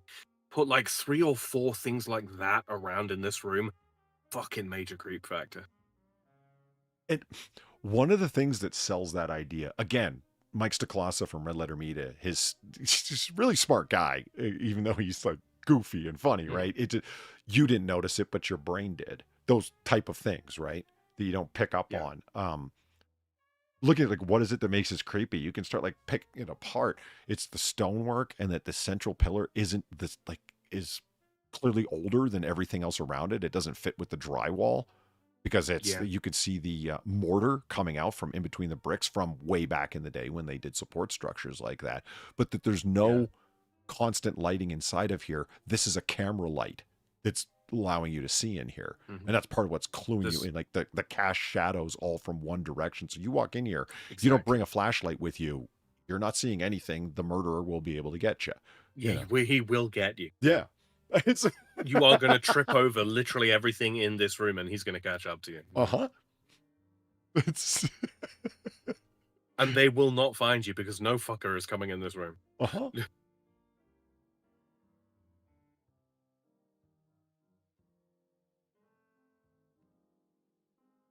I've been in pub bathrooms like this, where it's like, Is it just a distortion, or are those pipes hanging real low? no, they're hanging pretty low. I mean, the top of that light bulb, the bottom of that light bulb is probably going to be like an inch above most people's heads. So say the light bulb itself is probably like 6'3" off the ground, maybe. Probably high ceilings. That's fair. In a place like this, you shouldn't expect modern construction height ceilings. They're probably super high ceilings. So yeah, it's kind of distorted. But I mean, consider the bottom of those window frames. You know, look at the little side table that they've got there. That's gonna be well under our waist height, Polly. Yeah, that is a shorter table. That table heights remain fairly consistent. I see what you mean. Yeah. You and I could reach up and catch a hold of those pipes without leaving the ground. Yeah, and there's no way that they would have like a sink at knee height, if you know what I mean. It's going to have to be at waist height to be useful for washing your hands. So yeah. Yeah. Did you, like, if you can notice this, it's one of the things that make me think that there's been a lot of cleaning up, or there would be a lot of expensive cleaning up to do, because you'll notice the water damage along the wall, the cracking. Yeah. Like here, and the water stains on the carpet as well. Yeah. There's been a lot of leakage, wall damage, which just makes you... Yeah. When things are going on that are destructive behind the wall, that means money. You know? Yeah. Well, I mean, presuming this is sort of like old school or what have you, that won't be fucking drywall. That will be, classic plastered on, probably onto brick. Yeah, it's going to be a bitch to crack all that off there and find out what's gone on. Yeah. Yeah, Mort, that's is what we were saying, but yeah, you're right. The sink is Is that a kiln? Maybe? I mean, I was getting like an arts and crafts. Yeah, I guess it must be. I mean, like the room that had the printer / laminator in it, that was clearly some sort of like craft room. So this is an extension thereof, presumably. It's New York, and that wall has no insulation, so the stone weeps and freezes. Yeah. Huh, okay. I do love how here looks kind of modern, and this wall back here looks really old because of the light being cast and the stonework and the kiln. Yeah. Like, this little square looks like 50 years older than the rest of the room. It looks like they've got like that window in the back there is like it's not just regular glass, it's fucking bottle green. Right.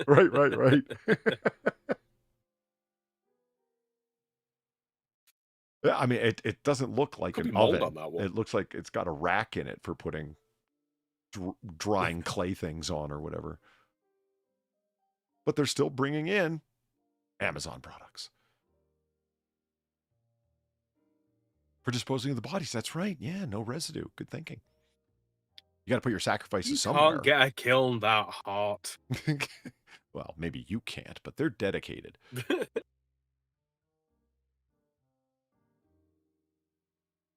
Wait. I mean, this is the exact what I don't want to see. Show us on the other side of the door what the inside of that box looks like, damn it. I mean, it's definitely a kiln. That's dead obvious to you now? Well, yeah, I mean, the fucking bits on the door there, those are for, ceiling bowls. Okay. Keep it airtight. Just looking at all the stuff and things around, like it. What are in all the containers? Is that stuff like glaze and stuff like Glazes. that? Yeah. Yeah, it would be, wouldn't it? I wouldn't have thought that Masons would be really into their own pottery, but maybe they are. Maybe that's part of one of the rites or something like that, or many of the rites, for all I know. I mean, this is not necessarily Masons that are doing this, because I mean, the building's being taken over at some point and partially renovated at some point with like stuff for residents. I really do think that this is a case of someone took over this property, didn't have nearly enough money to actually renovate it, and decided to cut their fucking losses. And you think that the kiln work here is part of the additions? I think so. See, I associate kilns with killers after the Kevin Costner serial killer movie, Mr. Holly, has anyone ever suggested to you that you might watch too much TV? Kilns with killers. Look. Well, that's his hobby in the movie. But it's also where he puts his clothes after committing a murder to burn them up. Mr. Brooks, thank you, Gamer Valine. Yeah, thank you. There are wholesome uses for pottery kilns. I'm just saying it's a really good, underrated movie. And you know, I'm a Kevin Costner fan, and that was a really dark role that he picked up that isn't the common role that he plays, and it's worth checking out because it's awesome. William Hurt and Kevin Costner do a great job. Kevin Costner is the Potter. You know what's bad about that movie, though, is that it's got what's-his-name in it, but he does do a good job. That comedian that there was a bunch of hype around him for years, and then he fell right off. Dane Cook. Thank you, Gary Verlaine. There you go. Yeah, it was Dane. He did a good job, but it's just, wow, that guy fell off to see him. But he actually fit that role pretty well. It's definitely a good movie. Mr. Brooks is worth watching. Yeah, didn't he have some sort of weird fucking controversy of some description, probably involving women? I thought he just lost credibility because of joke theft. I thought that was the thing that was surrounding him. Oh, that might be right. That might be right. Can you watch too much Kevin Costner? I don't think so. I'm a huge Costner fan, so fuck no. Whoa. The room that was meant to be a bowling alley? What? Harry Potter and the Kiln of Secrets. Dad and family drama regarding his brother stealing his money? Whoa. Like Dane Cook. That's crazy.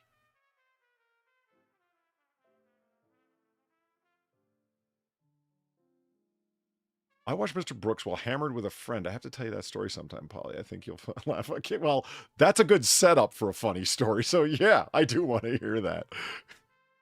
We started talking about how this would be a really great idea, and that that's such a fucking white boy setup, isn't it? Man, we were sitting around this one time, and we were fucking smashed. I had like fucking 4 hits on the bong and fucking 2 shots of tequila. And then John brings out this fucking DVD with this movie on it. Very nice. Dave Chappelle does that much better than I do. That is kind of nice. But those are organ pipes on the. I was about to say, like, okay, I've got an ignorant question. So the music comes up there, or they're on display from a former organ for awesomeness? I would hesitate to suggest that they're just display pieces because they're right in front of windows, which, if you know anything about how violent the sound waves that comes out of those can be, you don't want anywhere near plate glass. Oh, yeah? Yeah. Oh, I didn't even notice. There's another set down there. Mm-hmm. I think it's a very, very eye pleasing. Is that a thing people say? Pleasing to the eye pleasing. visually appealing, but easy on the eyes is the way that but one or the other. Yeah, I sure. just, Why not? you know, sometimes like you read a word and it's like a word that you don't see all the time, just periodically, and you look at it and you think, how the fuck is that a word? I'm having one of those moments. Mm. Eye pleasing, eye catching. That's what I Ah. meant to say. Yeah, Well, there is a very small set eye-catching, between them. piece. That's right. Doo-doo. Yeah. Um, That's for the little toots. Yeah. That's the Right. So the only problem is with this is I'd want like a length of garden hose or something like that to sort of like shove in the bottom to see if I could play the notes of each of those fucking, pipes with just lung power. I mean, you obviously look at the fucking look at the gauge of those ones on the left. There's no way Yeah. I can do it, right? Now get half a bottle of fucking, like Irish Rose in me or something. Ask me the same question. I'll tell you I can. This is the most Masonic thing I think we've seen so far. Like, picture former Yeah. Masons, they've all got their aprons on, right? Older master of the order there, a set of scrolls in between two candle holders. This is the most Masonic thing in the whole building so far.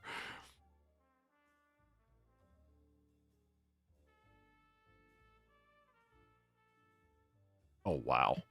I like your books, your bookshelf. It's a good way of doing it. It is.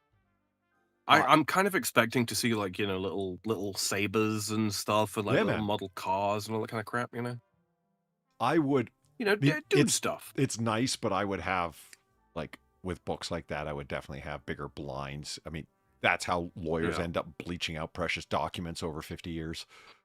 Yeah. Yeah. Well, I mean, you could probably get polarizing like a polarizing sheet to put on the inside of the glass. Oh, yeah. I've never heard tell of such a thing, but yeah, why not? To stop the UV coming in, that's the problem. Yeah. Okay. I mean, There. a little bit of an Look at expensive that, way to do Sam. it. I don't hate this as much as I should. Isn't that the most steampunky setup? I mean, it is for me. Look at the brass in there, man. Yeah. It's great. I love this picture. This It's looks just like kind of the inner workings of that spider machine in Wild Wild Yeah. West. It's Yeah. Mr. Forsyth, connect the 13th circuit, please. Right, you are Chamber Master. yeah. I said like I said earlier, like, oh, here's the new circuit box or fuse box, and here's the original. Holy shit, I love it.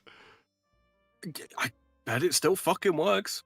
Oh yeah, that's when they built things to last, because quality's gone to Yeah. hell in all things. I do love the all plastic pair of pliers. Nice, cool. Yeah, those absolutely look like classic radiators for the ceiling. Yeah, or on the ceiling there. I don't think I've ever seen radiators on the ceiling before. I can't ever recall seeing it either. That's just a notion of like, well, heat rises, right? I think it's what Eric meant, where it's like, those heaters on the ceiling, because that seems like dumb placement for heaters. Yeah, that's why the heaters on the wall in bedrooms tend to be, the floor up and go up to about a little bit below waist height. Unless it gets fairly warm in here, and this is like someone's like repurposed radiators to be part of like a heat exchanger. Oh, I see. That would make a This degree of room sense, heats wouldn't it? up, so this is just transferring heat to colder parts of Yeah. the building. Yeah, okay. Yeah, like the logical opposite function of a radiator Yeah. at that point. Because they are literally in the worst position in this room. Not only like Yeah. the ceiling slants, and they're on the ceiling. But that would make sense off of what you're saying. That's though. the highest point of the ceiling, isn't it? Yeah. So, like I said, heat would absolutely be gathering there. And if this is facing the rising sun, then yes, that kind of thing. Yeah. I'm gonna tentatively put 50 cents on that being a heat exchanger. There we go. There's a classic radiator right there. Look at that shit. Yeah.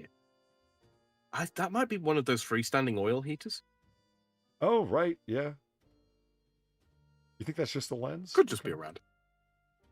Are we on the ground floor of that one? Because the property slants, so part of the basement is exposed on one side, but not on the other.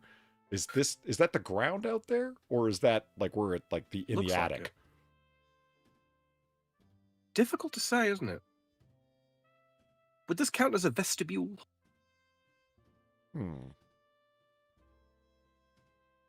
Yeah, and then another one of them ceiling deals in this room.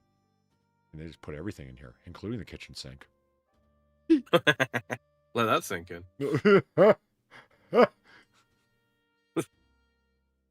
Oh, I don't dislike this. No. I mean, it's a weird sort of muted kind of affair going on, color-wise, but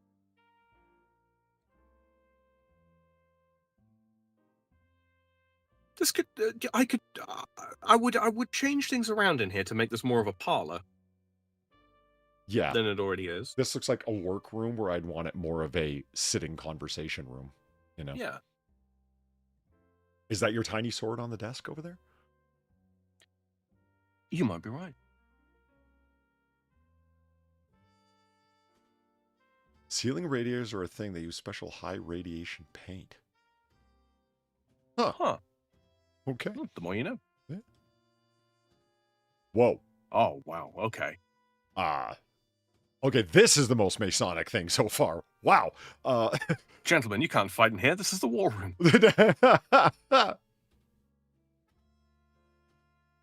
This has got to be the ceremony room with the central crypt. I want a really, really fucking long, like a mahogany desk in front of that throne there. This one or that one? You're right. Well, this chair on this end, yeah, Okay. this throne on this end.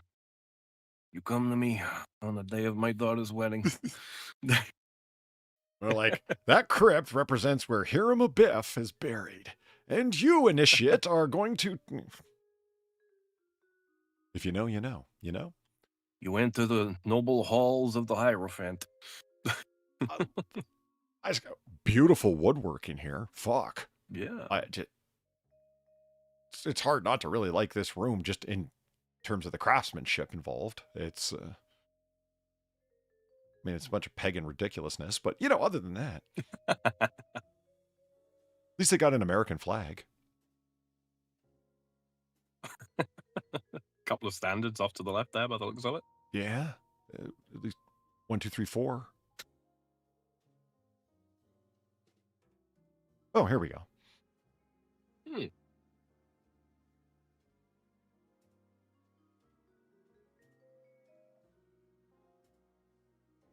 Dan. It seems like you'll probably appreciate this even more than I do, but like if the Voltari had an American retreat.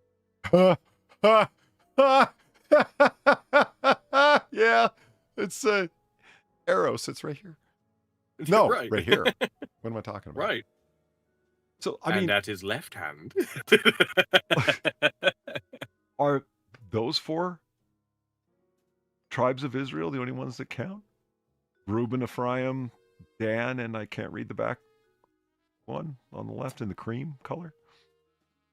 Those are 4 different of the tribes of Israel.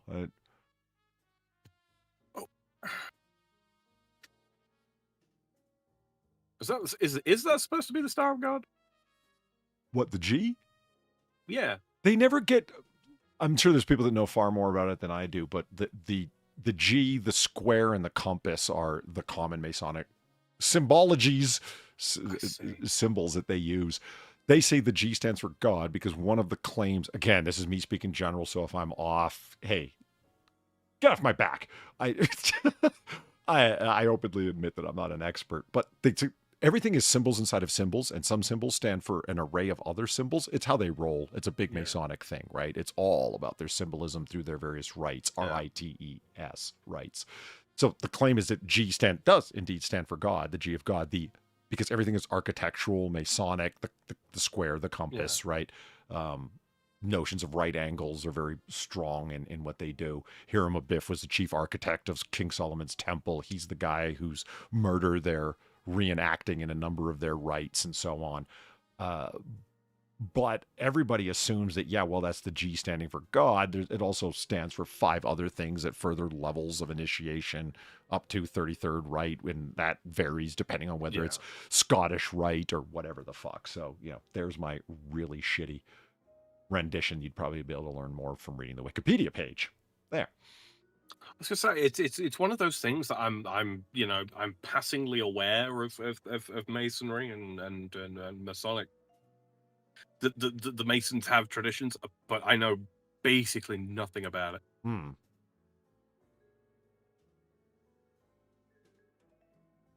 Is this Masons or is this a Mormon temple?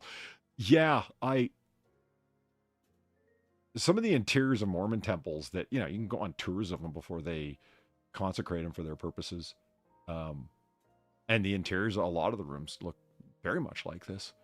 I mean, not in terms of the G and the various standards, but the woodwork and so on. And yeah. Freemasons rule the country. Fuck, that was a great. I'm surprised that donation. hasn't been hit.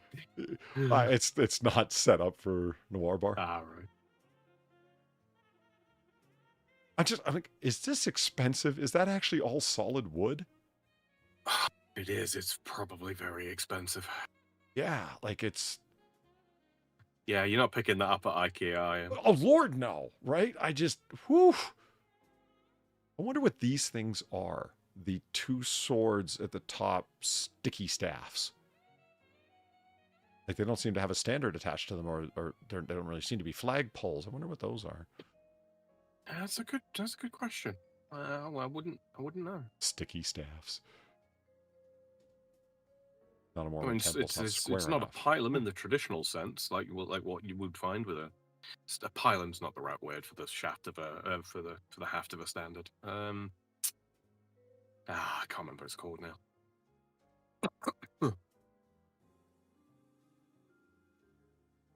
That looks like the most comfortable chair in the place. See that?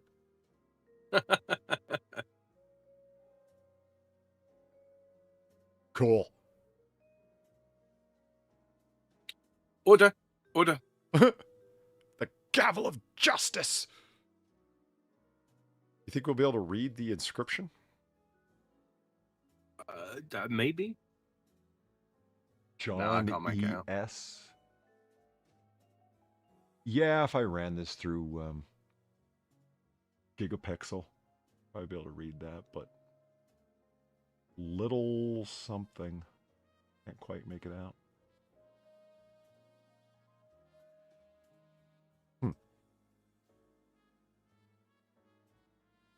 Ooh. That gavel station's really central, isn't it? Yeah, no kidding. Is that the organ up there on a balcony? It looks that way, doesn't it? Wow. This place, when they had it darkened out with the candles and everything, fuck. Can you imagine, like, the organ music playing and all them weirdos standing around with their fucking eyes half closed masks on or eyes wide shut masks on, and it's just, woo! This is... I have to expect Jack the Ripper to show up, and... I'm going off of From Hell. Good movie. Oh, shit, look at that. Ceiling's all falling apart and pulled up here. Yeah. There's your sword, Sam. There's some swords.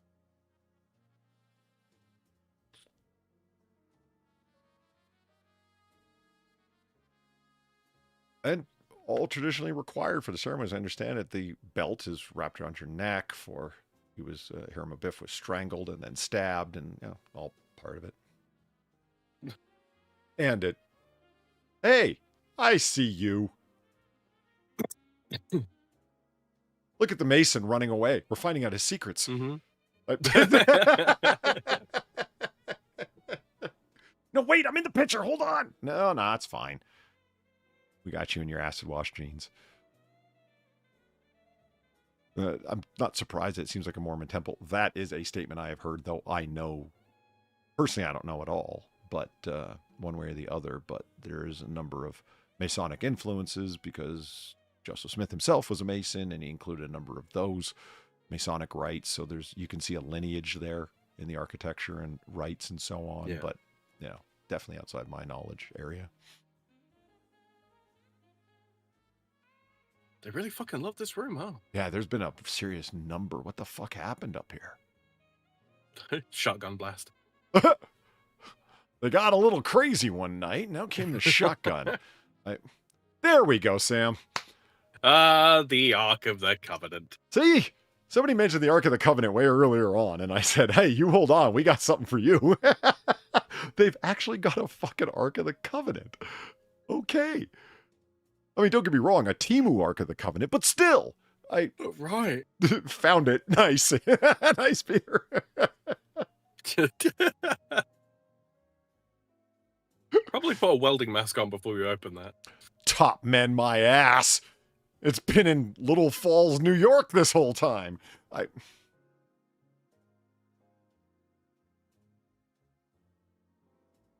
Is that like broken pottery at the bottom of the steps? Looks like a murder scene. Looks like it. Some sort of detritus.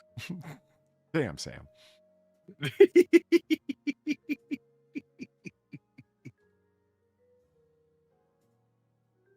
You could see the mold lines. You can.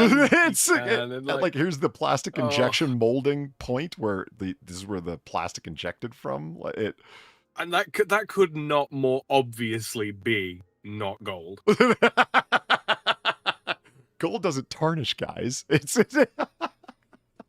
Right. It also tends to be it tends to have a bit of a darker luster than that as well. yeah. You they colored this up with like fucking cans of spray paint as what happened here. Man, that's rough. That is like you see the seam line here. It's like these wings plug in as separate pieces. You know what I mean? They didn't know how to count the sprues. Yeah, I was just about to say, fuck, I've cut enough things out of sprues to recognize molded material when I see it. I doubt that table could support that size of gold. Good point. If that were gold, No, absolutely not. Yeah, it'd be those legs would be making some impression on the carpet. Ooh. It'd have to be made out of golden foil.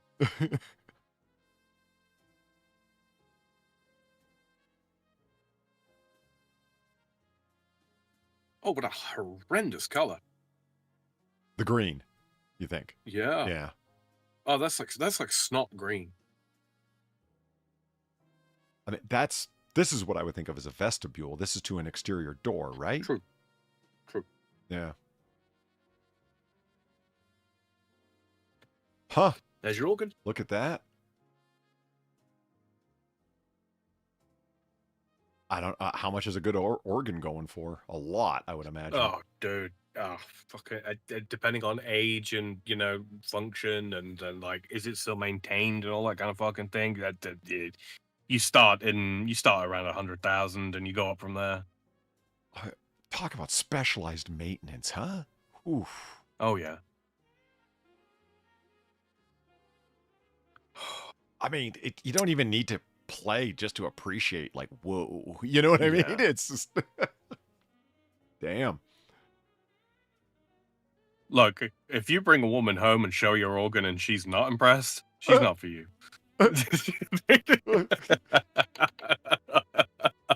Oh, it's a shame Far's not here to roll her eyes at that one. Oh, yeah. This is the upper balcony looking down the organ behind them. Okay. Mhm.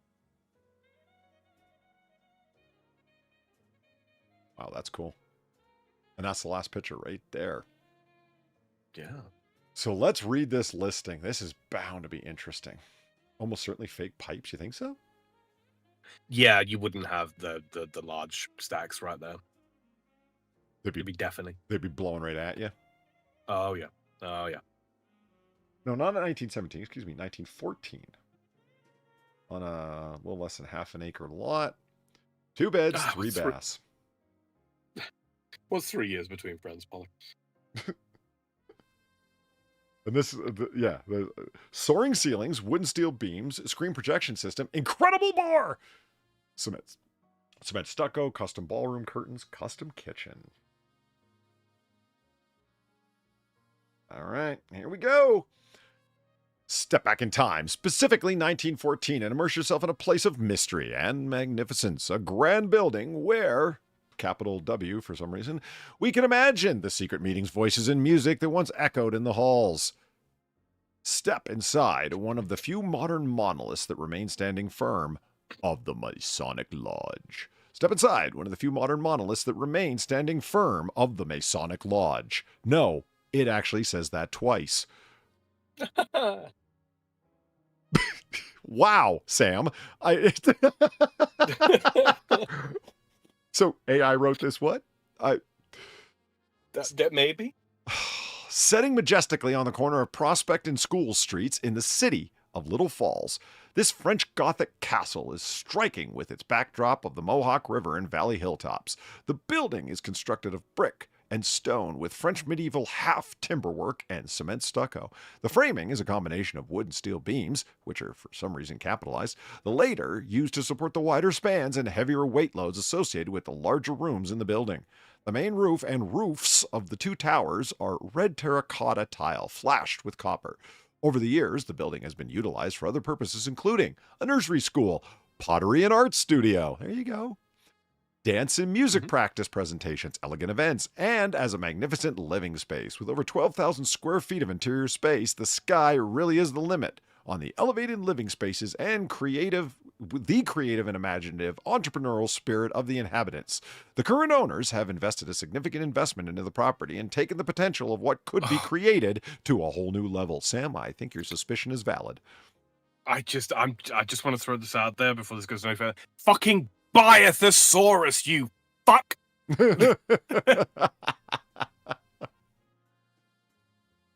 You don't like the current owners have invested a significant investment? Oh God, it's just that's like the umpteenth example. Yeah.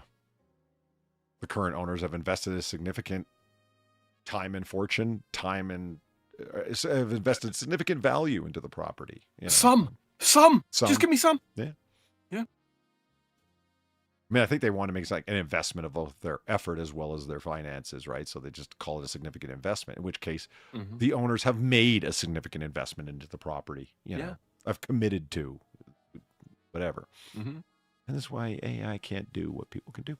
To a whole new level. On the main level, an incredible bar was installed with a vision of a space that can host elegant affairs. A $150,000 screen projection system was installed to offer full motion picture professional licensed current content. Okay. Custom ballroom curtains with materials ordered from France adorn the space. A full level of the castle offers living quarters. Much of the custom kitchen is already installed. 2 bedrooms and grand personal entertaining rooms boast soaring ceilings and magnificent views. There is an abundance of building materials on site that will convey the next owner to complete the vision. You mean make it incumbent upon him through guilt? Yeah. There is an abundance of building materials on site that will convey to the next owner to complete the vision. Okay. A total of 4 parcels will convey this extraordinary property. So that'll be what, parcels of land? Yeah, that's what I mean. It's like, I'm not a real estate guy. Does anyone know what that means? Like, it's actually 4 separate pieces of land they're trying to sell at once? Is that the thing? Presumably. A total of 4 parcels will convey with this extraordinary property. Unless it's already been like divvied up in terms of plans into 4 separate parcels that could then be sold as individual. Oh, they've already secured from the city that they can divvy this up if they want? Yeah, something like that. But again, there's your, like, by a thesaurus, like, your previous sentence uses the word convey not well. The second sentence, 4 parcels will convey with this extraordinary property is just confusing. Yeah. Yep, that's exactly Sam's suggestion. More is like the current owners have sunk a ton of money into the property, but finally realized it's not a viable building anymore and have absolutely abandoned their project explaining all of the building materials on site. Yeah. Yeah, they just ran out of cash.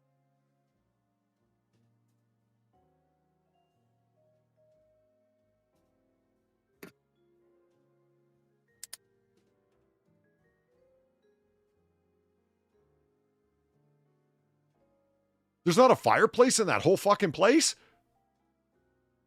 Seemingly not. Does that seem weird to you? It does. For the age of the building? Yeah. Although I suppose, I mean, central heating did exist in 1914. Yeah, I agree with I just didn't Peter. really They see a found out point how of big many enough. like restless spirits are inhabiting the place, and they just moved on.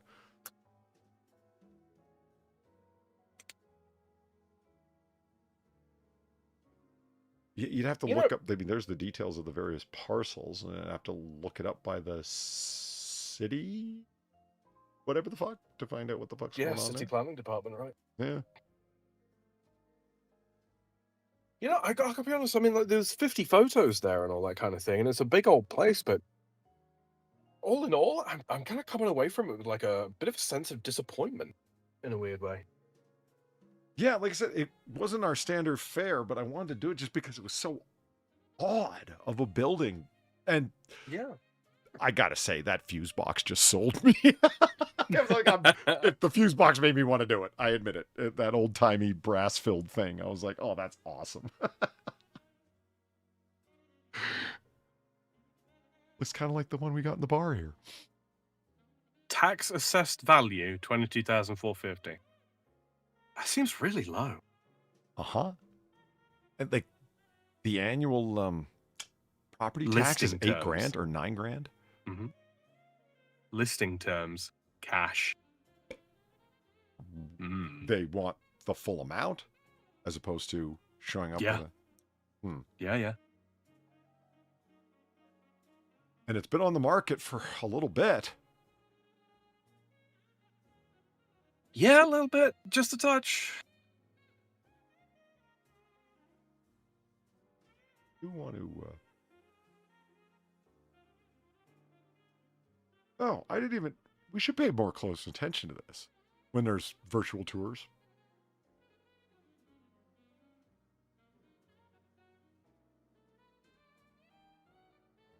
I don't know. I always find them to be.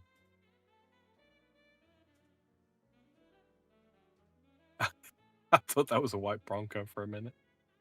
This is something that I'm actually really excited Yeah. for Far to experience autumn in a place where Dude, I'm looking forward to autumn, whenever the fuck it's gonna arrive here, man. well, do you know, like We seem to have had fucking 9 months of summer. I'm not sure Far's ever been here or anywhere where they have like yeah, they have fall there, they have autumn there, but it just She's been to glorious Nippon. yeah, that's what I mean. Like it's like wait, at that time of year? Yeah, I think so maybe. But it's like if you've never seen like the leaves changing color, yeah, it's really something to see. Yeah. It's and like certain places like California, no, I'm not gonna localize Far and be doxy, but she's not in California, she'll tell you, because they don't have much of a season there. Like, yeah, it happens, and the trees drop their leaves at different times of year, but you don't get this kind of stuff going on, like upstate New York kind of stuff going on. And no, she's not in upstate New York, but they do have trees where she's at, so that's beautiful.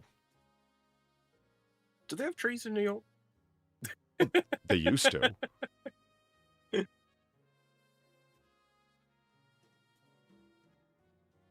I see the local municipal council is taking good care of the roads. I mean, look at that. That's just Yeah. I mean, this is it's like, you know what? I think I want to move into this house. Fuck the lodge. You know what I mean? Yeah, let the lodge be somebody else's albatross. Yeah, absolutely. Well, this is a beautiful area of town. You got like a nice park right across the street. Like if you live in one of these houses, well, not this one because it looks like it's falling the fuck apart. But if you if you live in one of these houses, it looks like a really nice place to live because across the street are like your most quiet neighbors ever, unless you count the restless spirits. Right. Well, someone's still taking care of the grounds. Look at this place. Mm-hmm. Yeah, although the ivy growing up that brickwork, that's going to be a problem in another 15 years. Actually, that's a good question. Are those maple trees? I don't know if anyone knows what kind of trees those are. They look maple-ish. And nothing really. Do you get that effect? You have trees around you like that, Sam, where it's like they fall like that, and you get the crunchy leaves for a few months, and the crispness in the air, and the humidity, and it's all part of the cool weather. Dude, does that happen? Yeah. Yeah, cool. Yeah, absolutely. Yeah. Yeah, I'm rural as fuck, boy. Well, you might not necessarily have that kind of foliage around you to result in that, or maybe it all happens so quick that the trees are, they shed their leaves and it's over with. City boys trim the foliage, country boys make do.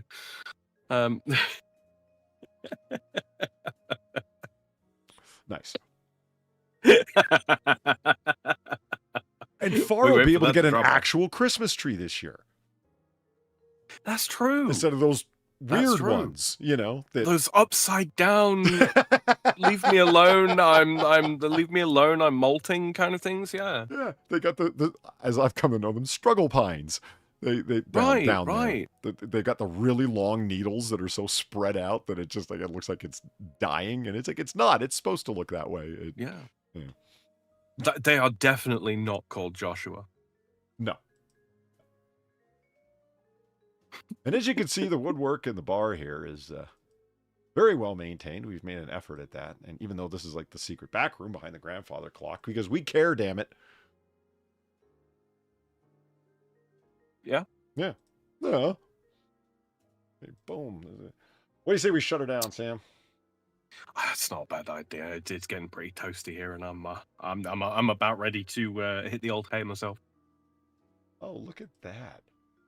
Let me just throw up a picture of what Pauline sent me.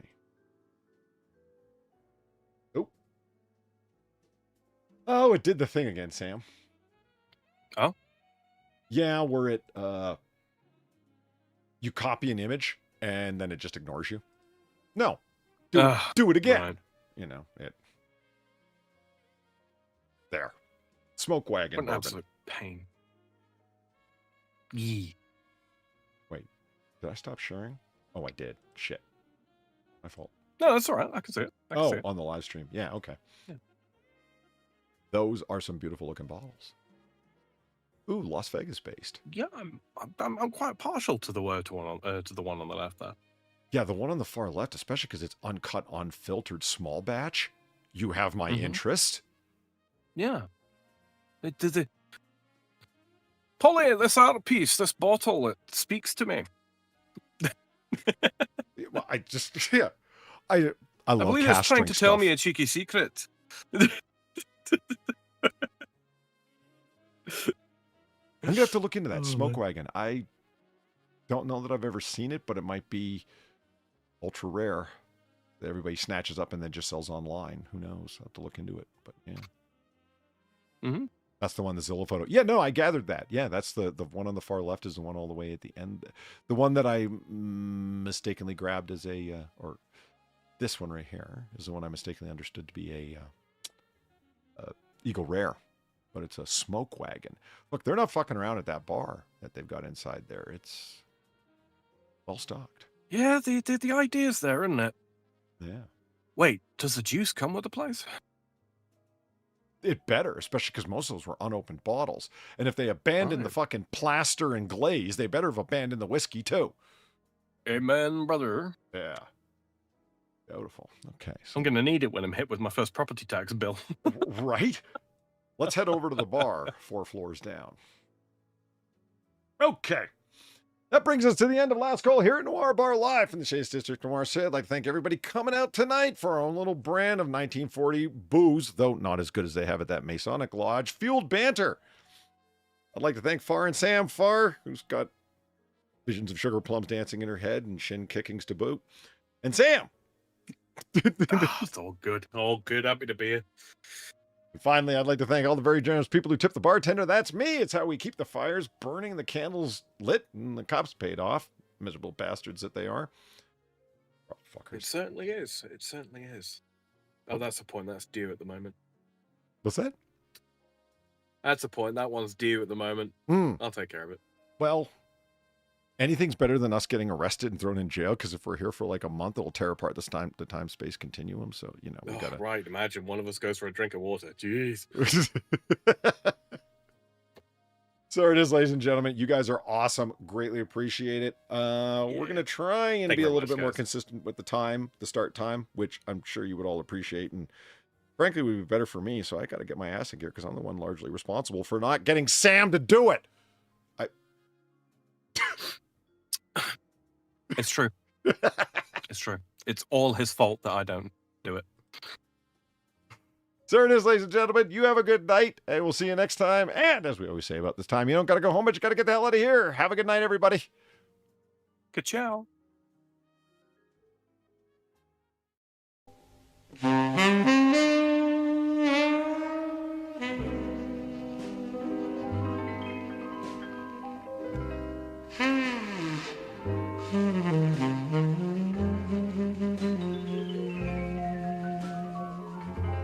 Hmm.